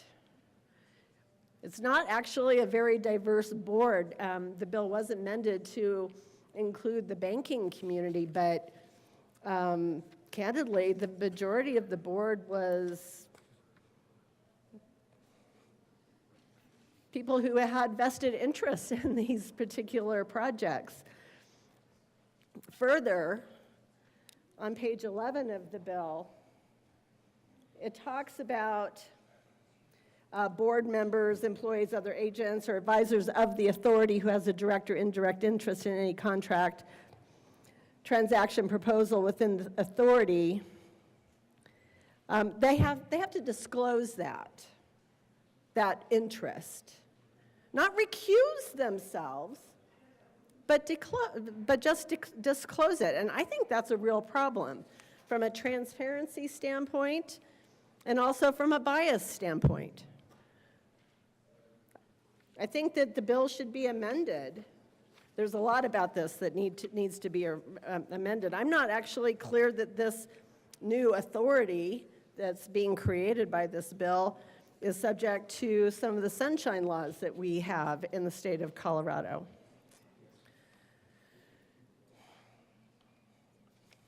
So I'm definitely a no vote on this bill. I have a lot of questions that never really were answered well, but that's okay, because, you know,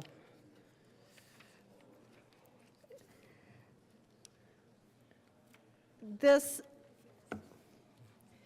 think the premise of this bill makes a lot of sense, because I do believe that there are local government entities out there that may struggle to find financing for some of their important projects for their communities. That's not true in my hometown of Castle Rock, because we're larger, but some of these smaller communities, it can be a problem for them. And there's ways we can go about this. I do not believe that this is the appropriate solution for the state of Colorado. I think that this bill is creating a great deal of bias towards labor unions in the awarding of contracts for these type of projects, and I would really caution about that. So thank you very much. Please join me in voting now. Senator Simpson to the bill. Thank you, Mr. Chair. Just a couple of points I'd forgot to bring up. Other entities, the Colorado Water Conservation Board has a revolving loan fund that provides low-interest loans for water infrastructure projects. There are a variety of entities that have the capacity to do this. And then notably, the fiscal note certainly identifies there's no general funds to create and operate this new authority. but it is not going to do it at no cost.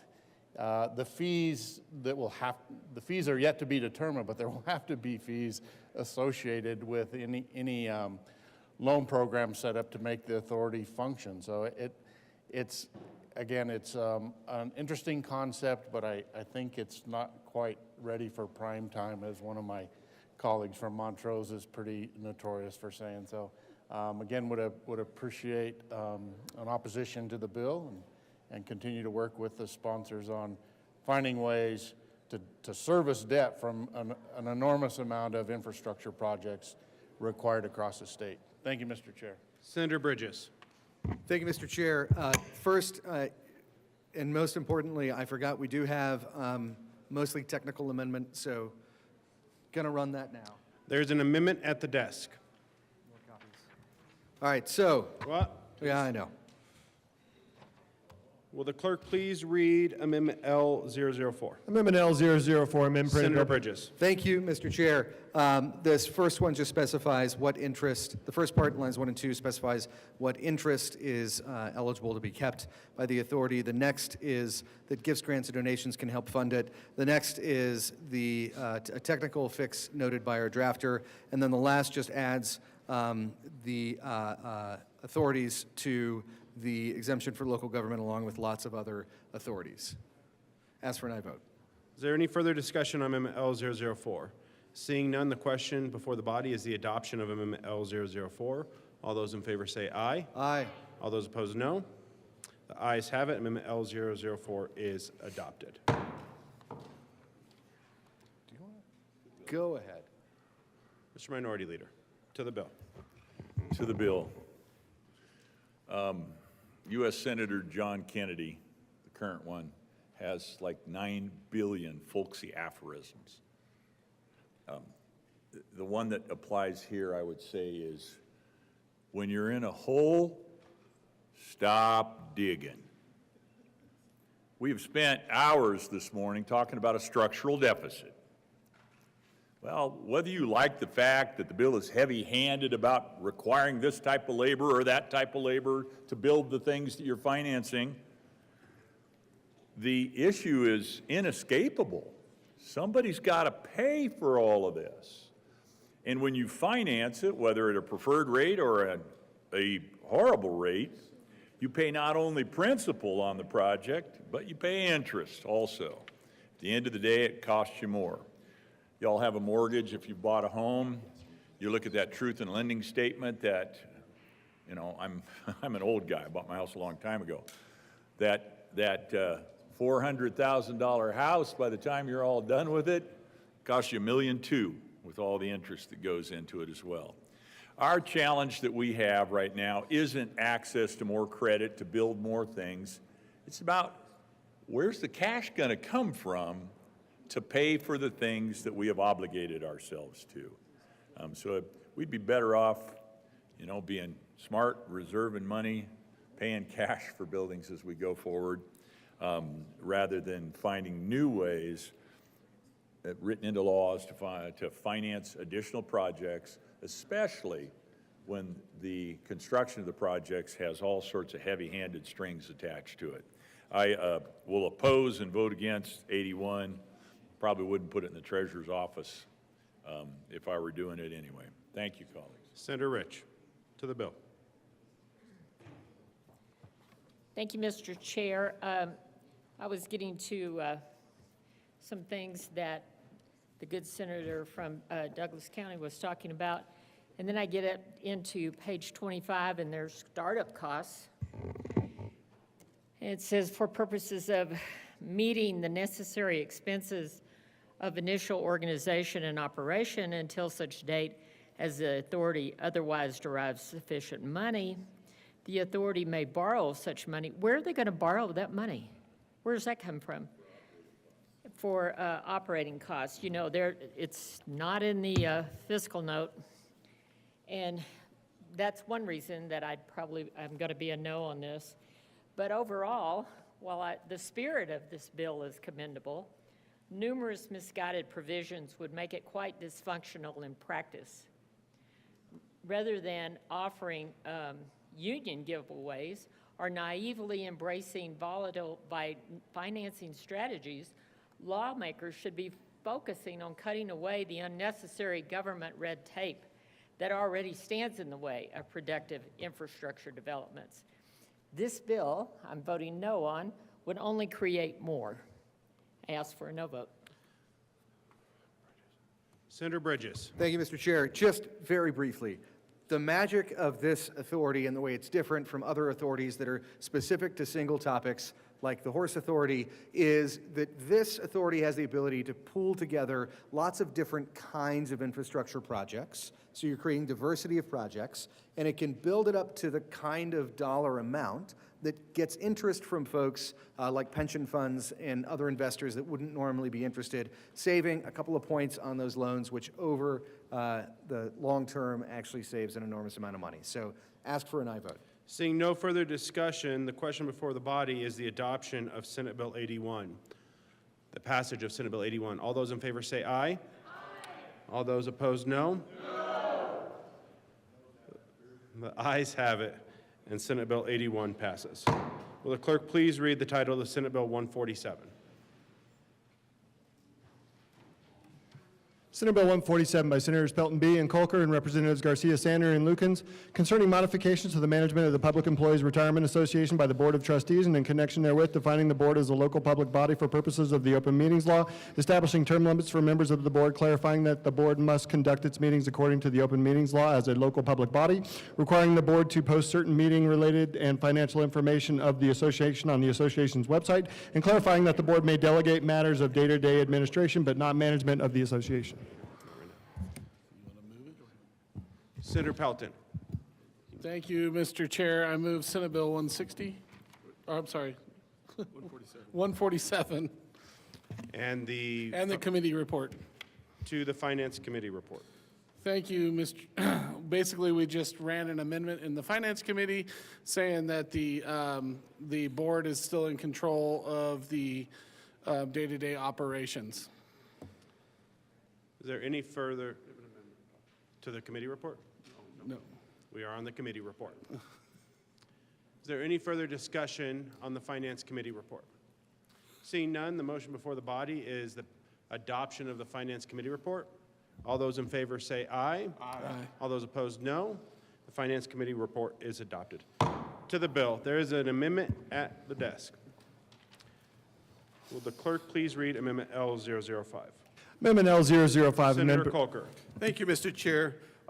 We had this bill on consent calendar, and we have to move an amendment, L005. We had to pull it off and move L005. That is a proper motion to the amendment. Thank you. As I was saying, this was on consent, but we noticed there was some technical changes that we needed to make. We needed to change the term from 4 to 8 for a total number of 8 years.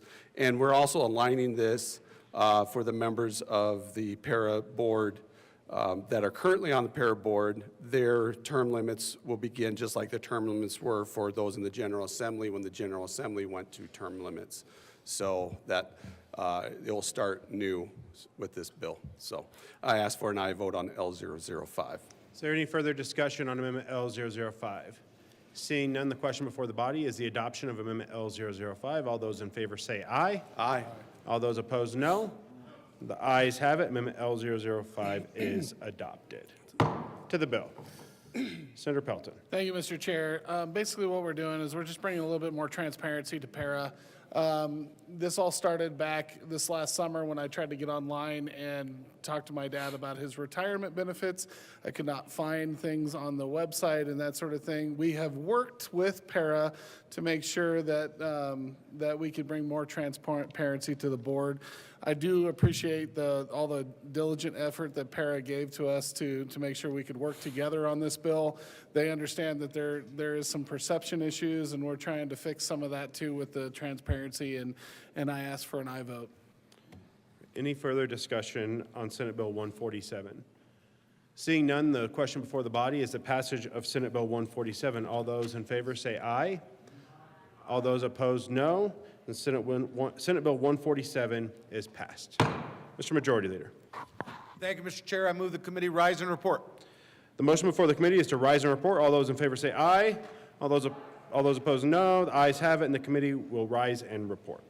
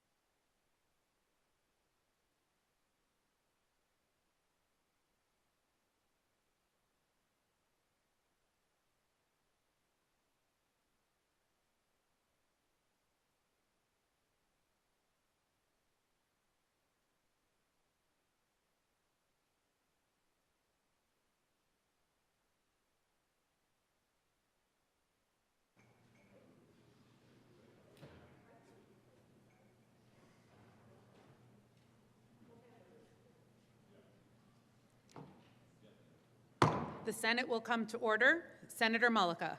Thank you, Madam President. The committee has met and had a number of bills under consideration. Will the clerk please read the report?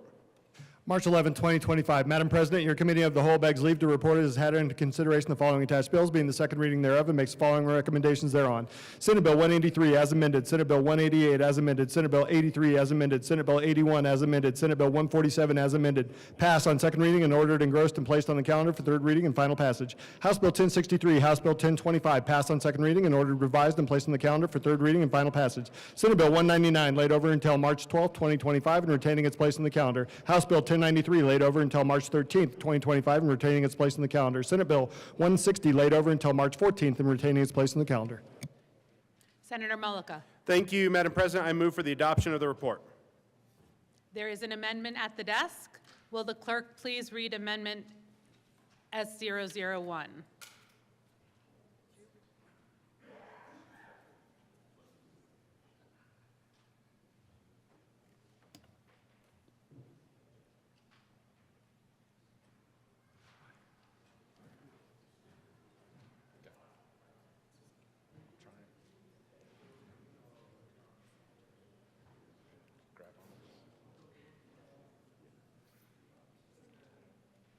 Senatorial 5.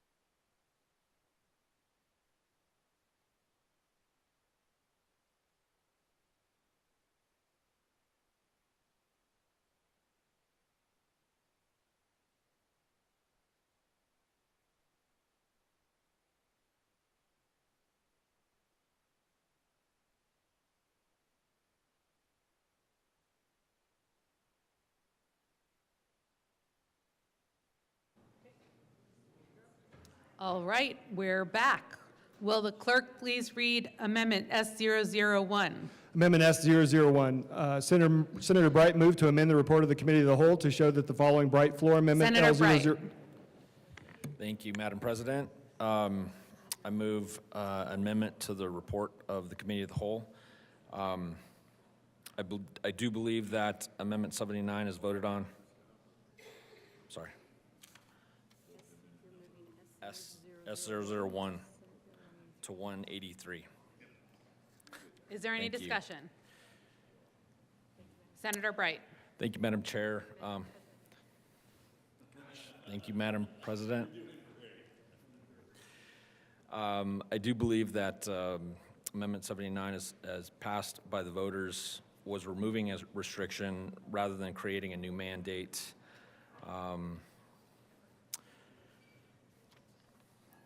And I think that this Senate Bill 183 is not what the Colorado's voters voted for.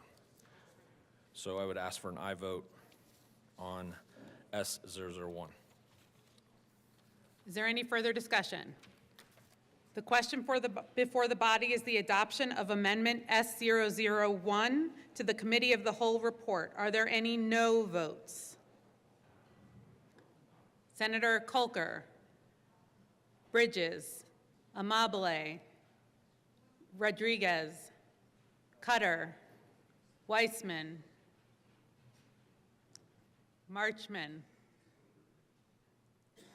Sullivan, Snyder, Ball, Gonzalez, Judah, Kipp, Winter, Mullica, Doherty, Roberts, Senator Coleman, Senator Henriksen, Senator Danielson,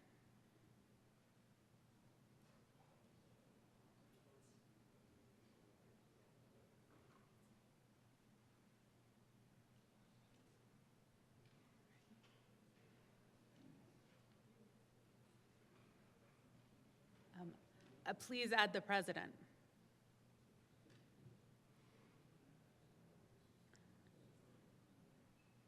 With a vote of 13 aye, 21 no, 0 absent, 0 excused, and 1 vacant, that measure fails.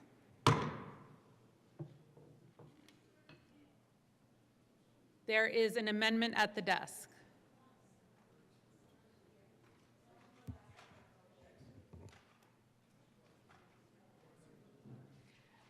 Will the clerk please read Amendment SB 188? This is the same amendment. No, SB 188 S001. Amendment S001, Senator Kirkmeyer moved to amend the report of the Senator committee. Kirkmeyer. Thank you, Madam President. I move S001 to Senate Bill 188. Is there any discussion? Senator Kirkmeyer. Thank you, Madam Chair. This amendment simply says that the $21.6 million transfer from the Legislative Department Cash Fund to the General Fund did pass, and I urge an aye vote. Senator Coleman. Thank you very much, Madam President, and I ask for a no vote. The question before the body is the adoption of Amendment S001 to SB 188 to the Committee of the Whole report. Are there any no votes? Senators Kipp, Danielson, Judah, Winter, Weissman, Coleman, Gonzalez, Ball, Sullivan, Snyder, Bridges, Rodriguez, Cutter, Henriksen, Amabile, Exum, Doherty. Please add the president.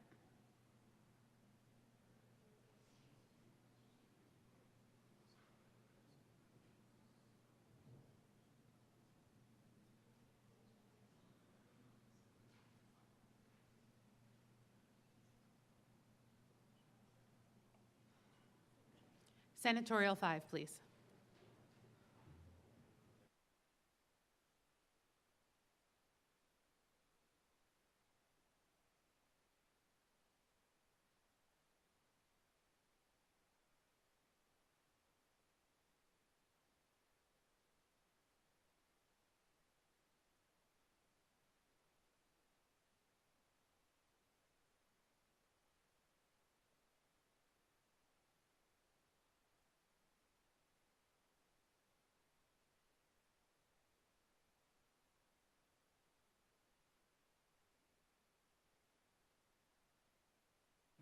Ready?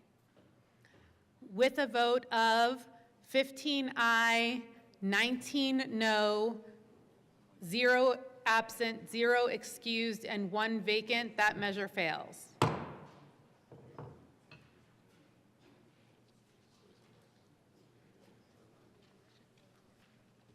There is an amendment at the desk.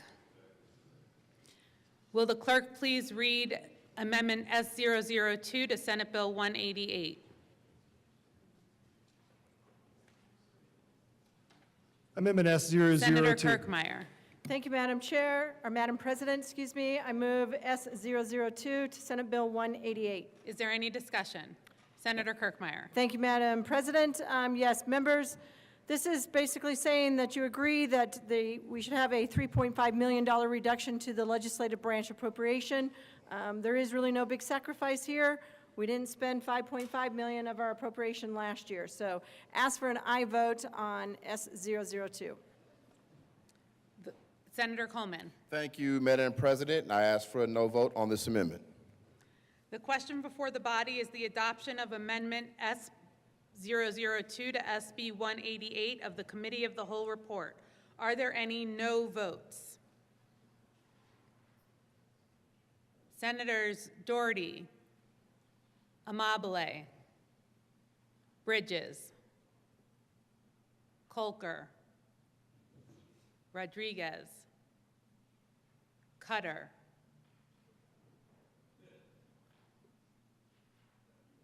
Snyder, Sullivan, Marchman, Hinrichsen, Weissman, Ball, Danielson, Gonzalez, Kipp, Judah, Winter, Coleman. Please add the president.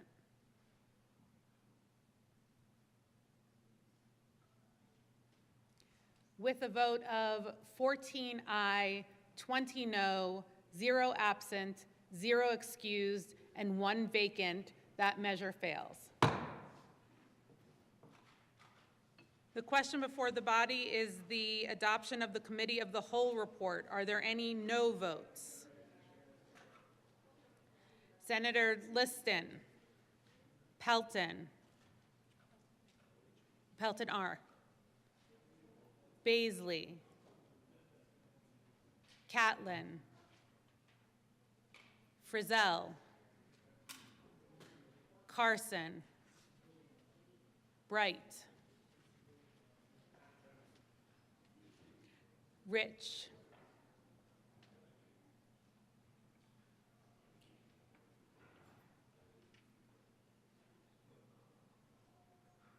with a vote of 26 aye, 8 noes, 0 absent, 0 excused, and 1 vacant, the Committee of the Whole report is adopted. SB 25-183 as amended, SB 25-188 as amended, SB 25-83 as amended, SB 25-81 as amended, SB 25-147 as amended, passed on second reading and ordered, engrossed, and placed on the calendar for third reading and final passage. HB 25-1063, HB 25-1025, passed on the second reading and ordered, revised, and placed on the calendar for third reading and final passage. SB 25-199 laid over until March 12, 2025, and retaining its place on the calendar. HB 25-1093 laid over until March 13, 2025, and retaining its place on the calendar. SB 25-160 laid over until March 14, 2025, and retaining its place on the calendar. Excellent work. Consideration of governor's appointments, consent calendar. Mr. Schaffler, please read the appointments listed on the consent calendar. Members of the Colorado Water Conservation Board for terms expiring February 12, 2028. Taylor Hawes of Silverthorne, Colorado, to serve as a representative of the Colorado Drainage Basin, appointed. Greg Johnson of Denver, Colorado, to serve as a representative of the City County of Denver, appointed. Mike Camlin of Maybell, Colorado, to serve as a representative of the Yampa White Drainage Basin, appointed. Majority Rodriguez. Thank you, Mr. President. I move for the passage of all the appointments on consideration of Governor's appointment consent calendar, which are Taylor Hawes of Silverthorne, Greg Johnson of Denver, Mike Camlin of Maybell, to the Colorado Water Conservation Board. Any discussion? Seeing none, the motion is the confirmation of the appointments in the consent calendar. Are there any no votes?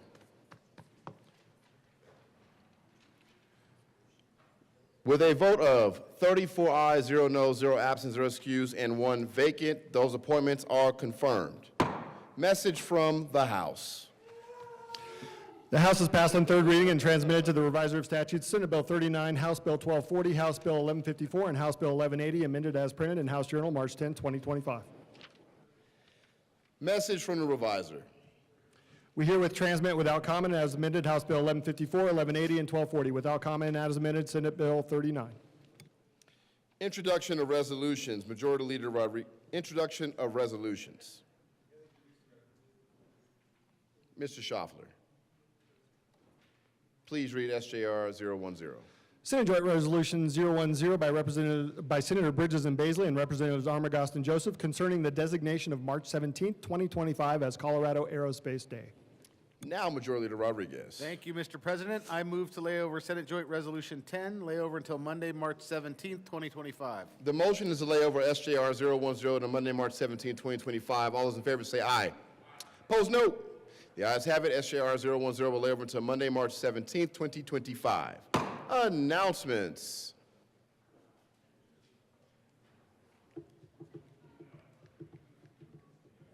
Senator Weissman. Thank you, Mr. President. The State Affairs Committee will meet on time at 2 p.m. after all in our usual room in 352. There are 2 items of business on our agenda. Senate Bill 50 back for action only, followed by Senate Bill 172. See you at 2. Very good. Senator Michaelson Janae. Thank you, Mr. President. I ask for a moment of personal privilege. Granted.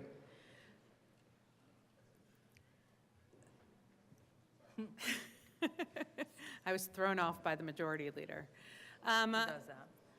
Medicaid is the most widely used health insurance program in the country, and women represent the majority of Medicaid enrollees.